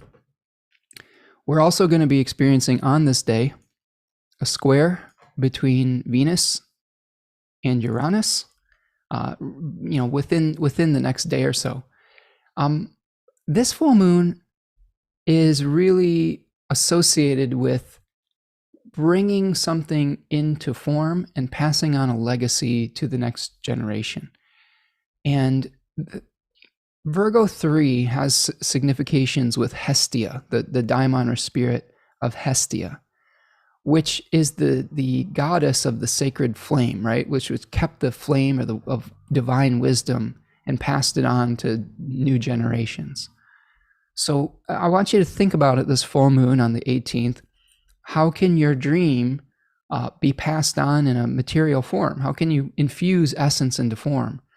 The other thing that stands out to me, and I talked about this in my Decans of Virgo webinar that I did almost 6 months ago now. It is available in the store at spencermichaud.com. But this Decan also is really about coming to terms with the decay and entropy of matter. So you may get an awareness of some form that is some dream that you had and its form starting to decay. And how can you pass on that dream maybe in a new form and release the old form? This is something that's been really important for me to learn in the course of my own life. So I have Saturn and Mars in this Decan. This full moon is going to be right on my Mars, so wish me luck. Is recognizing that I can change the form of things. I don't have to be attached to the form of things, and the essence will live on. I've had to learn this with my career, with my identity, with items, like with physical things, with relationships. The relationships can change. I've had to learn this in relationship with my aging parents. That's something that maybe some of you are in a similar life stage as me, as our parents. Some of them, the way that we related to them changes as they age or as their bodies change and their ability to do certain things changes, but the essence of their spirit remains, even if they can't do the same things that they once did. This is something that I've had to really come to terms with. My mom had a stroke a few years ago and has some real physical challenges, but her spirit remains, even if she can't talk or the same way or move the same way. I know that she's still, she's still in there, and we have good conversations. And in the beginning of that cycle, for me, it was painful to see the form of someone that you cared about changing. And here's the Pisces moment where you get choked up about something, right? But you have to come to terms with it. And I think that that's something where this full moon is really going to be part of that. And there is going to be challenges around that. And I think that finding a way to embrace essence over form may be the real key. Now, the square between Venus and Uranus may suggest that we may have a breakthrough or a breakdown in our relationships as well. We may be trying to move on to a new shore with Venus moving through the second decan of Aquarius. And there may need to be a new routine that we have to shake things up to be able to infuse something into a new form. And that may feel a little bit disorientated and disruptive at first. And we may get a little bit shaken up, or we may feel a little bit of stubbornness around it since it's in two fixed signs. But if we embrace the change rather than get lost in the 10 of Cups vision of what we wish something was rather than what it is. And let me tell you, this was true for me. I had to come to terms with what was possible in my relationship with my mom in the current form, rather than what I wished it would be based on the past. And finding a way to love and relate in a loving way to the current form is going to be part of this. And Venus being related to love and desire as well. How can you learn to love the whatever form that spiritual essence is going to take? Because one of the hard truths of Virgo 3 is that all forms will decay and will die. And we have to come to terms with that. And that's very different than this idealistic vision of Pisces 3, right? Now, again, Hestia is teaching us how to pass on wisdom to the next generation. Like I've seen this relationship happen with my mom passing on her wisdom to my daughter, her granddaughter. Even though she may not be as quick, my mom's a Gemini. She used to be the snappiest communicator I've ever seen, the quickest thinker. Now she communicates slower, but the wisdom is still there. And how I've watched their relationship blossom as they meet every week and have a long conversation every week. And it's really beautiful to see them passing on that wisdom. That's the sacred flame that we're passing on with this full moon in Virgo 3. So consider that as you move forward, and allow yourself to be vulnerable in the process. I think that's the other key. Oh, yeah. Rachel says, I'm sorry, Spencer, you had to learn so much through your mom's illness. No philosophy can prepare you for the lived reality of that. Amen, Rachel. It's very true. We can intellectualize all of these experiences, and you never really know what it's like until you go through it. And it's a valuable life lesson. It's a hard one, but ultimately my spirit and my soul will hopefully grow through that experience, right? My understanding at having a physical incarnation will grow through challenging stuff. And we learn through good stuff and we learn through challenging stuff. And I think if we prescribe to the myth of in Platonic philosophy, we've sort of agreed to this, the good and the bad. And that's when we know we have to embrace all of it. That's just a part of our journey here together. Dimphy is saying the fire of Hestia won't fade. Your mom's energy will always be. Well, thank you, Dimphy. I agree. And I think that, again, that's going to be some of the themes that may come up through this transition that we see at the full moon. All right, let's move forward. So I think that's the last thing I have in Pisces 3. What I'm looking at next is the movement of the sun into Aries. So we've got the sun moving into Aries 1 on March 20th, 2022. Here we have 0 degrees Aries sun, and congratulations, you've made it to the first day of spring. It is definitely a really interesting turning point when we get to these changing of the seasons. We've gone through this long winter to get to this point. We have to kind of individuate at this Aries point. We have merged with the collective through the Piscean process. We understand the ocean of consciousness, and we understand what is motivating us and what dream we may want to manifest.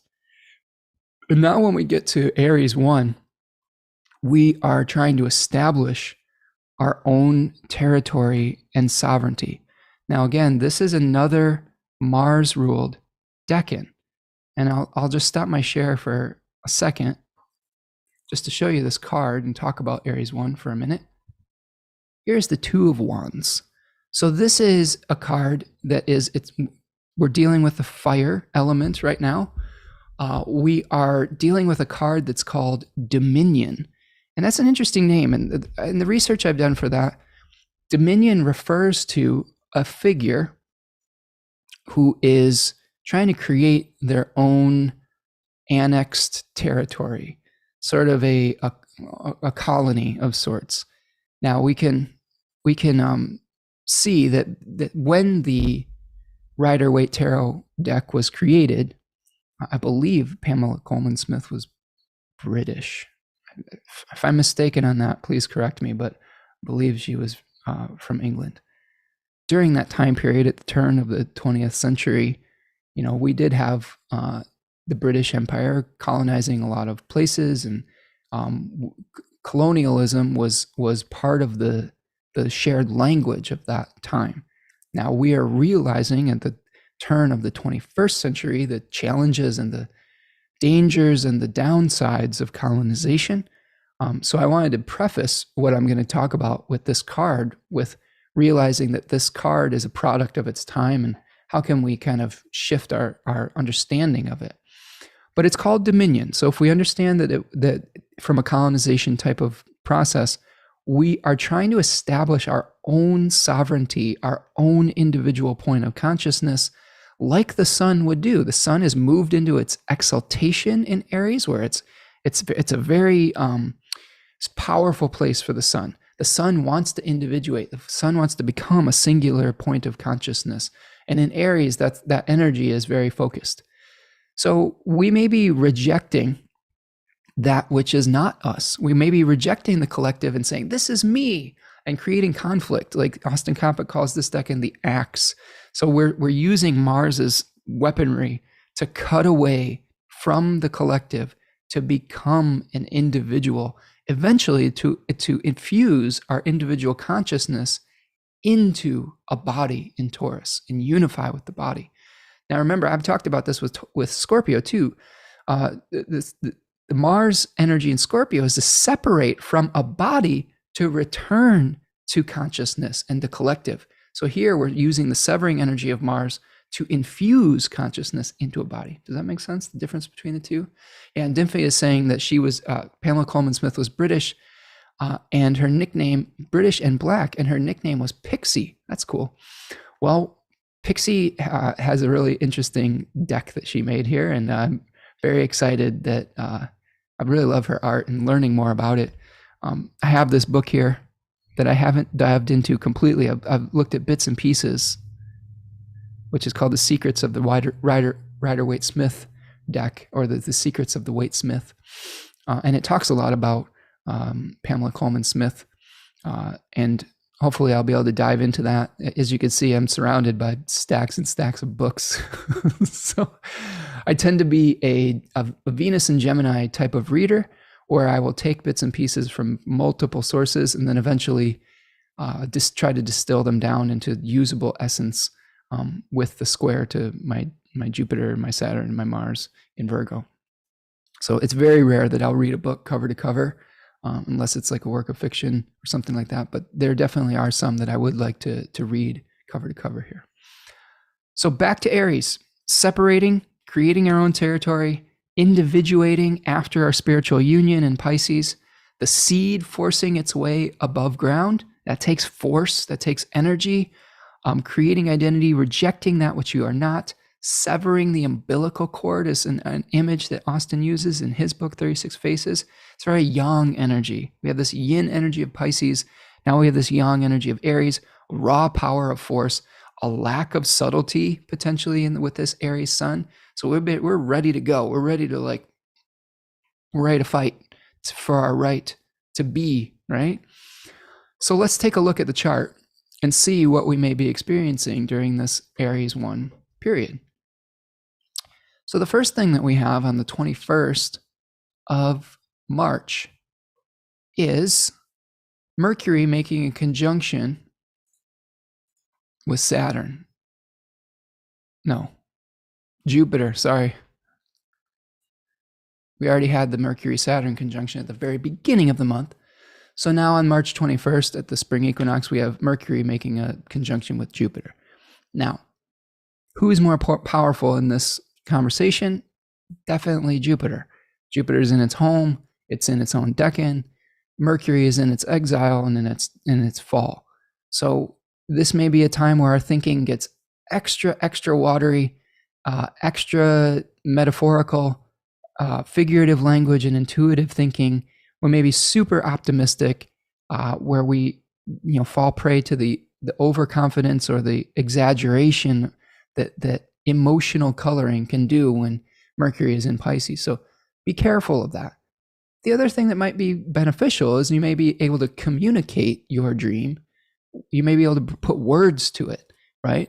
When we had the vision coming together with the Cazimi of the Sun and Jupiter earlier in the month, we might not have been able to communicate what that would look like, but maybe Mercury will help us to verbalize it, even if it's in dream language like poetry or metaphor. Okay, so this is an interesting moment at the very end of the month here. If I move forward, we're in the back nine here, folks. Thank you for sticking with me if you're still here today. Appreciate all of you. And March 22nd, we have the beginning of our some real challenging energy.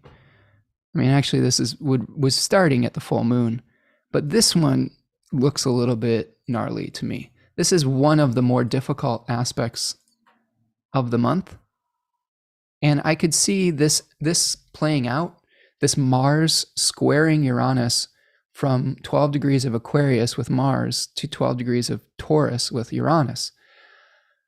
This could be an explosive energy, unexpected conflicts and separations, probably based on principles and ideals.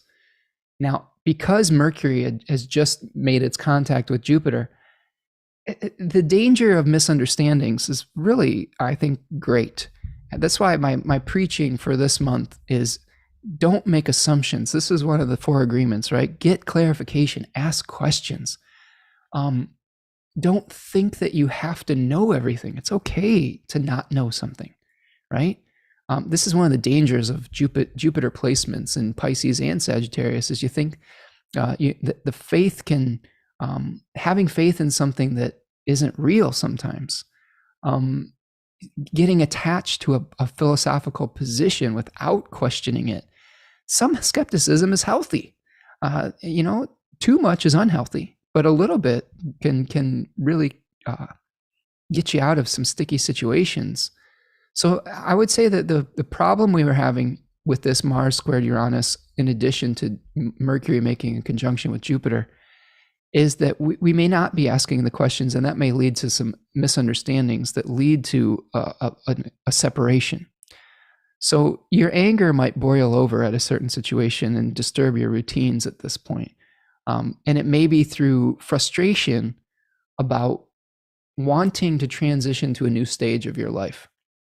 Now, one of the things I've been talking about with my family, especially as we as a family transition to having an adult child versus a minor, is the lesson of being okay with being in the in-between phase. So I have a senior in high school right now who's very much looking forward to being in college. And sometimes we have to make sure that we're not looking ahead so much that we miss out on what's happening in the present. Like, for example, if you are a high school senior, you still have to do the work of your final semester of high school without getting too absorbed in what could be happening in the future, or you could jeopardize that future. So being comfortable in the liminal space that is represented by the second decan of Aquarius, the transition point, is important to resolve some of the conflicts that we may be experiencing here. So realizing you don't have to have it all at once, you don't have to make it to the other shore, enjoy the journey would be what I would say with this. All right, if we move forward to the 23rd, the next aspect we have is a sextile, a conjunction between Mercury and Neptune. Okay, so again, the sun took its turn conjoining Neptune, where we become aware of what we're willing to sacrifice for. Mercury conjoining with Neptune may be that we're starting to discuss what we're willing to do or not do for our beliefs and our ideals.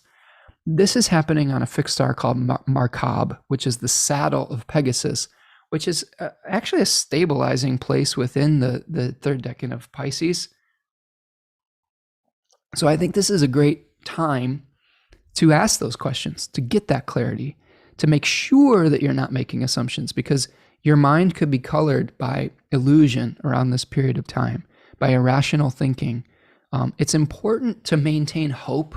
If you had a really difficult Mars-Uranus square and you had a conflict and a separation, remember that Elpis represented the hope in Pandora's box. If something happens in your life where all the ills of Pandora's box is open and there's all this stuff happening around you, maintaining your hope is a really important thing around this period of time.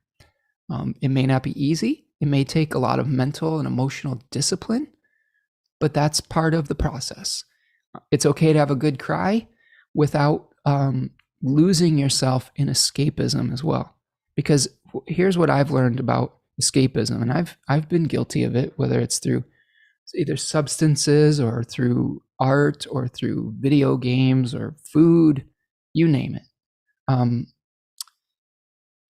Reality will clap back much stronger afterwards, and it always does.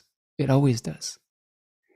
And if you maintain your equilibrium when you're going through a challenging time, you can lessen the pain of return, because there always will be a return when you go off into these far corners of the imagination and the mind and you try to escape reality.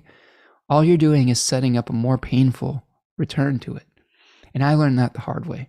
I learned that in some very difficult circumstances early in my life. So I try to stay grounded and I try to stay balanced as much as I can. It's not easy. We all fall short of the glory. But again, a little bit of that can go a long way so that the pain of reality doesn't come in full force. And a little bit of attention can go a long way.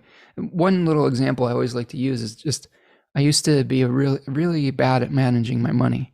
I was not paying attention to what I was spending, what was coming in, what was going out.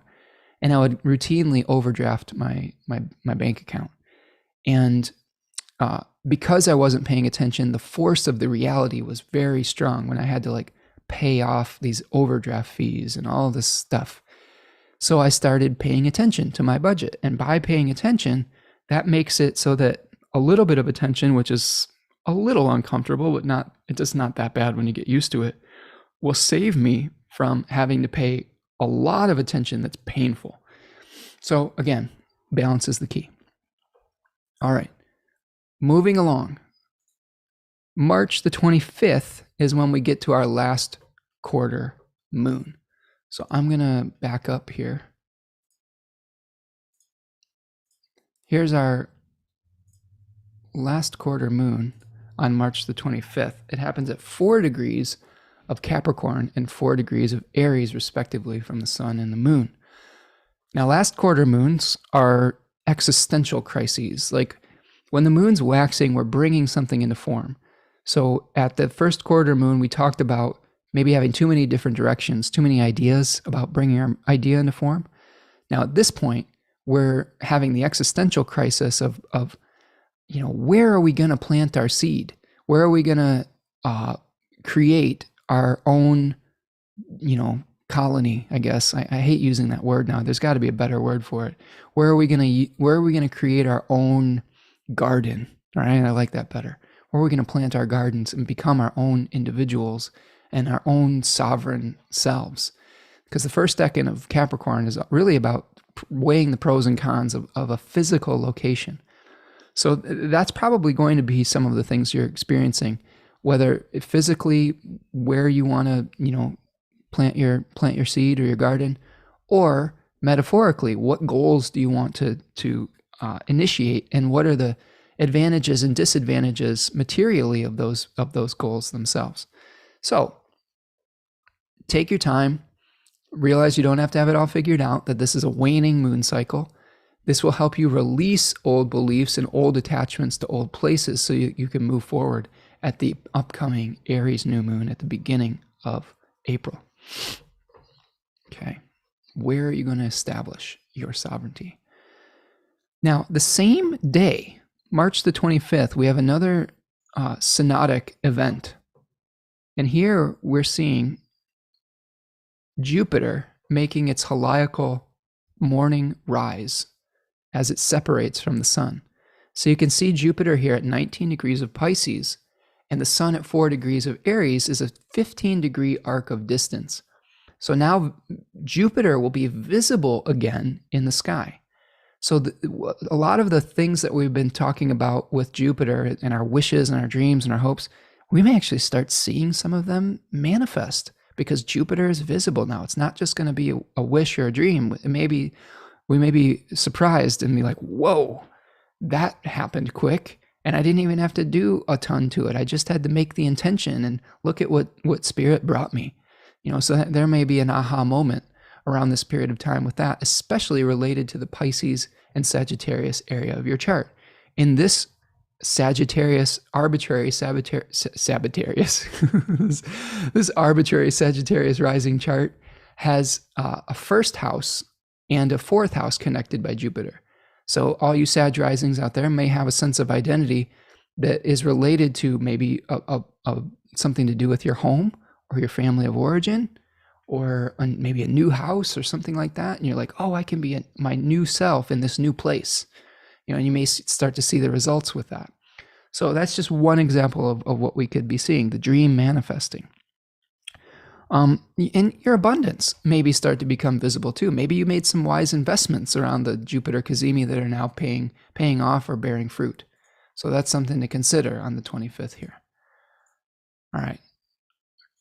On the 26th, just another minor aspect, we have Mercury sextiling Pluto.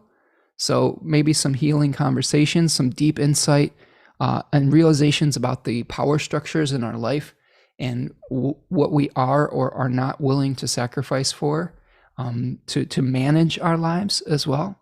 Okay. I think that third decan Capricorn is all about properly utilizing the right amount of, force and the right amount of, gentleness in a position of power. So it's got to be balanced. Can't have, it can't be a pushover in a position of authority, but you also can't be a dictator, or your position will be threatened. And you won't be a good service. You won't be a good leader or in service of the people that you are serving. People who are doing leadership roles well are considering what community they are serving. And this is, again, I talked about this at length with various people over the last few shows, with talking about my daughter being a librarian and wanting to be a leader within the library system, but also having it completely attached to how can she most serve her community? How can she utilize her position and her ability to work within whatever the bureaucratic system is that she finds herself in, to be of service to her community? So that may be questions that we have with this Mercury sextile Pluto as well. Now, on the 27th, this is the last conversation Mercury is going to have before it moves into Aries. So you can see on the 27th and the 28th, Mercury is going to be moving into Aries, and our thought processes will start to get clearer. It gains dignity by becoming a little bit neutral, I guess, and not being in its exile or its fall. We may have some new innovative ideas. Our thinking becomes more independent and less colored by the collective and by our emotions. And we may have some heated conversations as we attempt to differentiate. So again, utilize your words wisely. Try not to express yourself in a way that's too rash, that burns too many bridges. It's okay to advocate for yourself, but do so in a way that keeps maybe your relationships intact, I think, with Mercury moving into Aries. Now, on the 28th as well, we're going to be seeing Venus conjoining Saturn at 21 degrees of Aquarius. So again, as Mercury is moving into Aries, Venus is going to be having its own moment, and eventually Venus is going to be at the bending of the nodes, just like the Sun and Mercury were earlier. Okay, so Venus is going to hit potentially a frustration point, maybe even butting its head into a idealistic brick wall, a glass ceiling, if you will, where it will very much desire to move on into the unknown. So there is a transition or a crisis point or a choice point, a crossroads with Venus meeting up with Saturn, and maybe potentially necessitating an ending or a moving on. And we're going to have to make a choice around this period of time. So relationship choices or endings, to stay or to leave, moving on, embracing the unknown, a reckoning of sorts, potentially even coming together temporarily so that you can create something new. The Deccan with Aquarius 3 is Osiris. And Osiris was the Egyptian god that was split up into many different pieces by his jealous brother-in-law Set. And his wife Isis had to put him back together temporarily so that they could copulate and she could give birth to the new leader, Horus. And then eventually Osiris had to, he lost his body and went into the underworld and was the god of the underworld. So a temporary union to maybe move on, maybe part of what we're seeing at the end of the month here. Okay. I think we're closing in on the 2-hour mark if we haven't hit it already. So I am going to wrap this up, and let's talk a little bit about the I-Ching and maybe a little bit more on the camel.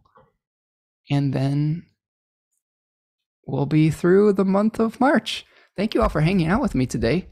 Again, before I get to that, if you're really enjoying these videos, hit that like button. Make sure you subscribe to the channel. If you want to make a material donation to the work I'm doing here, you can do a super chat or a super sticker in the chat with that little $sign, or you can buy me a coffee at buymeacoffee.com. You're really buying me the time to do all this research and all of those things, and you're helping me with these book stacks that are putting me in the poorhouse. But anyway, thank you so much for the support that you give me on this channel.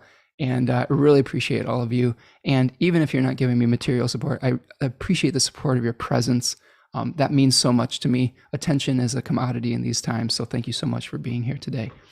So let's talk about the hexagram that I received for this month of March. I always ask for every new moon and full moon and monthly that I do, what is the essence of this month? What can we do? How can we utilize this energy in the right way? So we talked a little bit about the camel, and the camel talks about reserving your energy, taking a journey being of service to others, resiliency in harsh climates. We talked about that. Being adaptable. Like, remember, we had the camel had all these adaptations that helped it survive in a very harsh desert environment. So looking to yourself for empowerment and not necessarily needing outside approval for everything that you do, right? That's another thing, that we may have these external battles about, in these disagreements with the squares with Uranus, but we have this reserve of strength that we can draw upon when the sun is in Pisces and we have all these Piscean planets. And eventually we will be able to utilize that inner strength to make a new start, a new individuating start when the sun moves into Aries. So self-reliance, don't waste your energy. Build up your reserves during Pisces period. Some battles aren't worth fighting. The Piscean way sort of is about an indirect way. It's really not about meeting conflicts head on. It's like moving around an obstacle, like water, like moving around the rock after taking your time to build up to become big enough to flow around it. My dad's a Pisces, and he that's the way he deals with conflicts, is avoiding them. Like, I love you, Dad. You know, you do that. But there's wisdom in it, and the wisdom of being able to utilize your spiritual strength for things that really matter, for conflicts that really matter, and being able to not get involved in all these petty things. Like, that's the thing that I really appreciate about my dad, is he doesn't get involved in all these petty conflicts and things like that. And utilize that energy with the camel in your life too, especially if you're carrying a heavy burden, and realize that you can carry it. That's the thing about camels. They can carry great weights across many, many miles. So that may be something we're experiencing as well. All right. So the hexagram that I got for March is number 53. So hexagram number 53 is roughly translates, and I write down a lot of the translations from my favorite book on the I-Ching.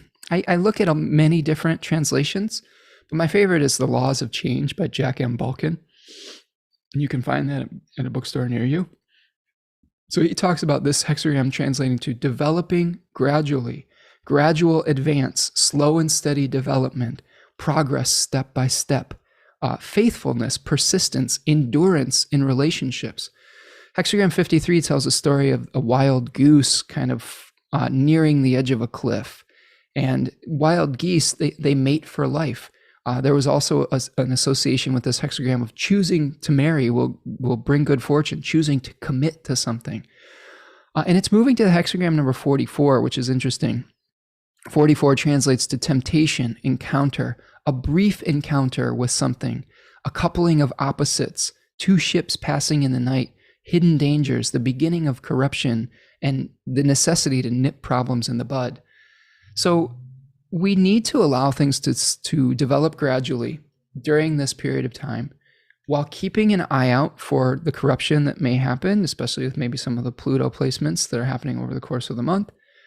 And we can't get tempted by trying to manifest the entire dream all at once, trying to close the gap before we're ready.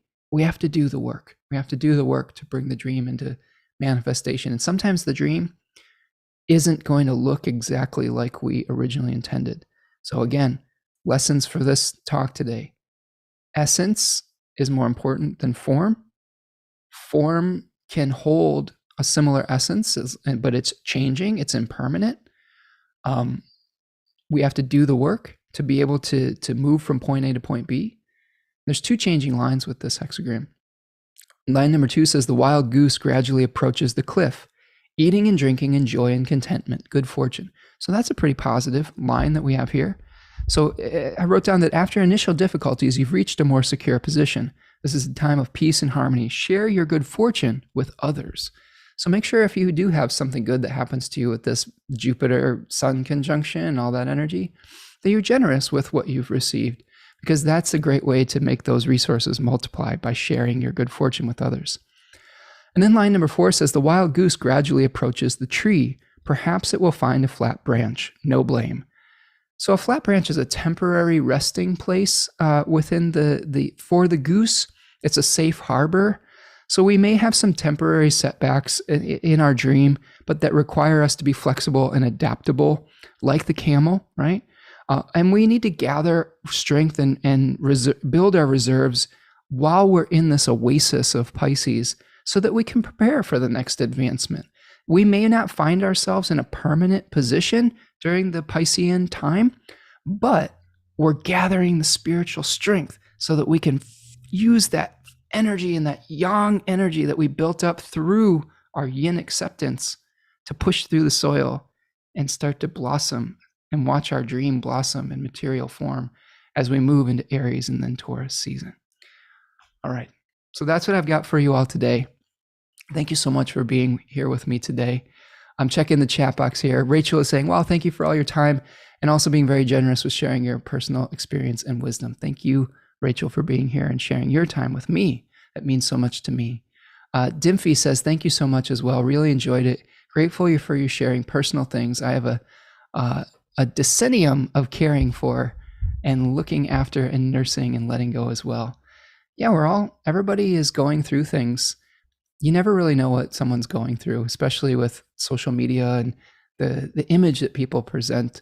My life's not perfect. I have challenges in my life. And I think that the more vulnerable that we are with one another and that we, release the facade and take the veil down, the more human it makes us and the more relatable we can be with one another. Dimfy also says, after this, I'm going back to study with the perseverance of a camel. Nice. Are you still reading Greek and Latin classical writers? Have a wonderful weekend. Yeah, Dimfy, I've been doing all sorts of research for my Deccan webinars where I am doing research into the classical writers.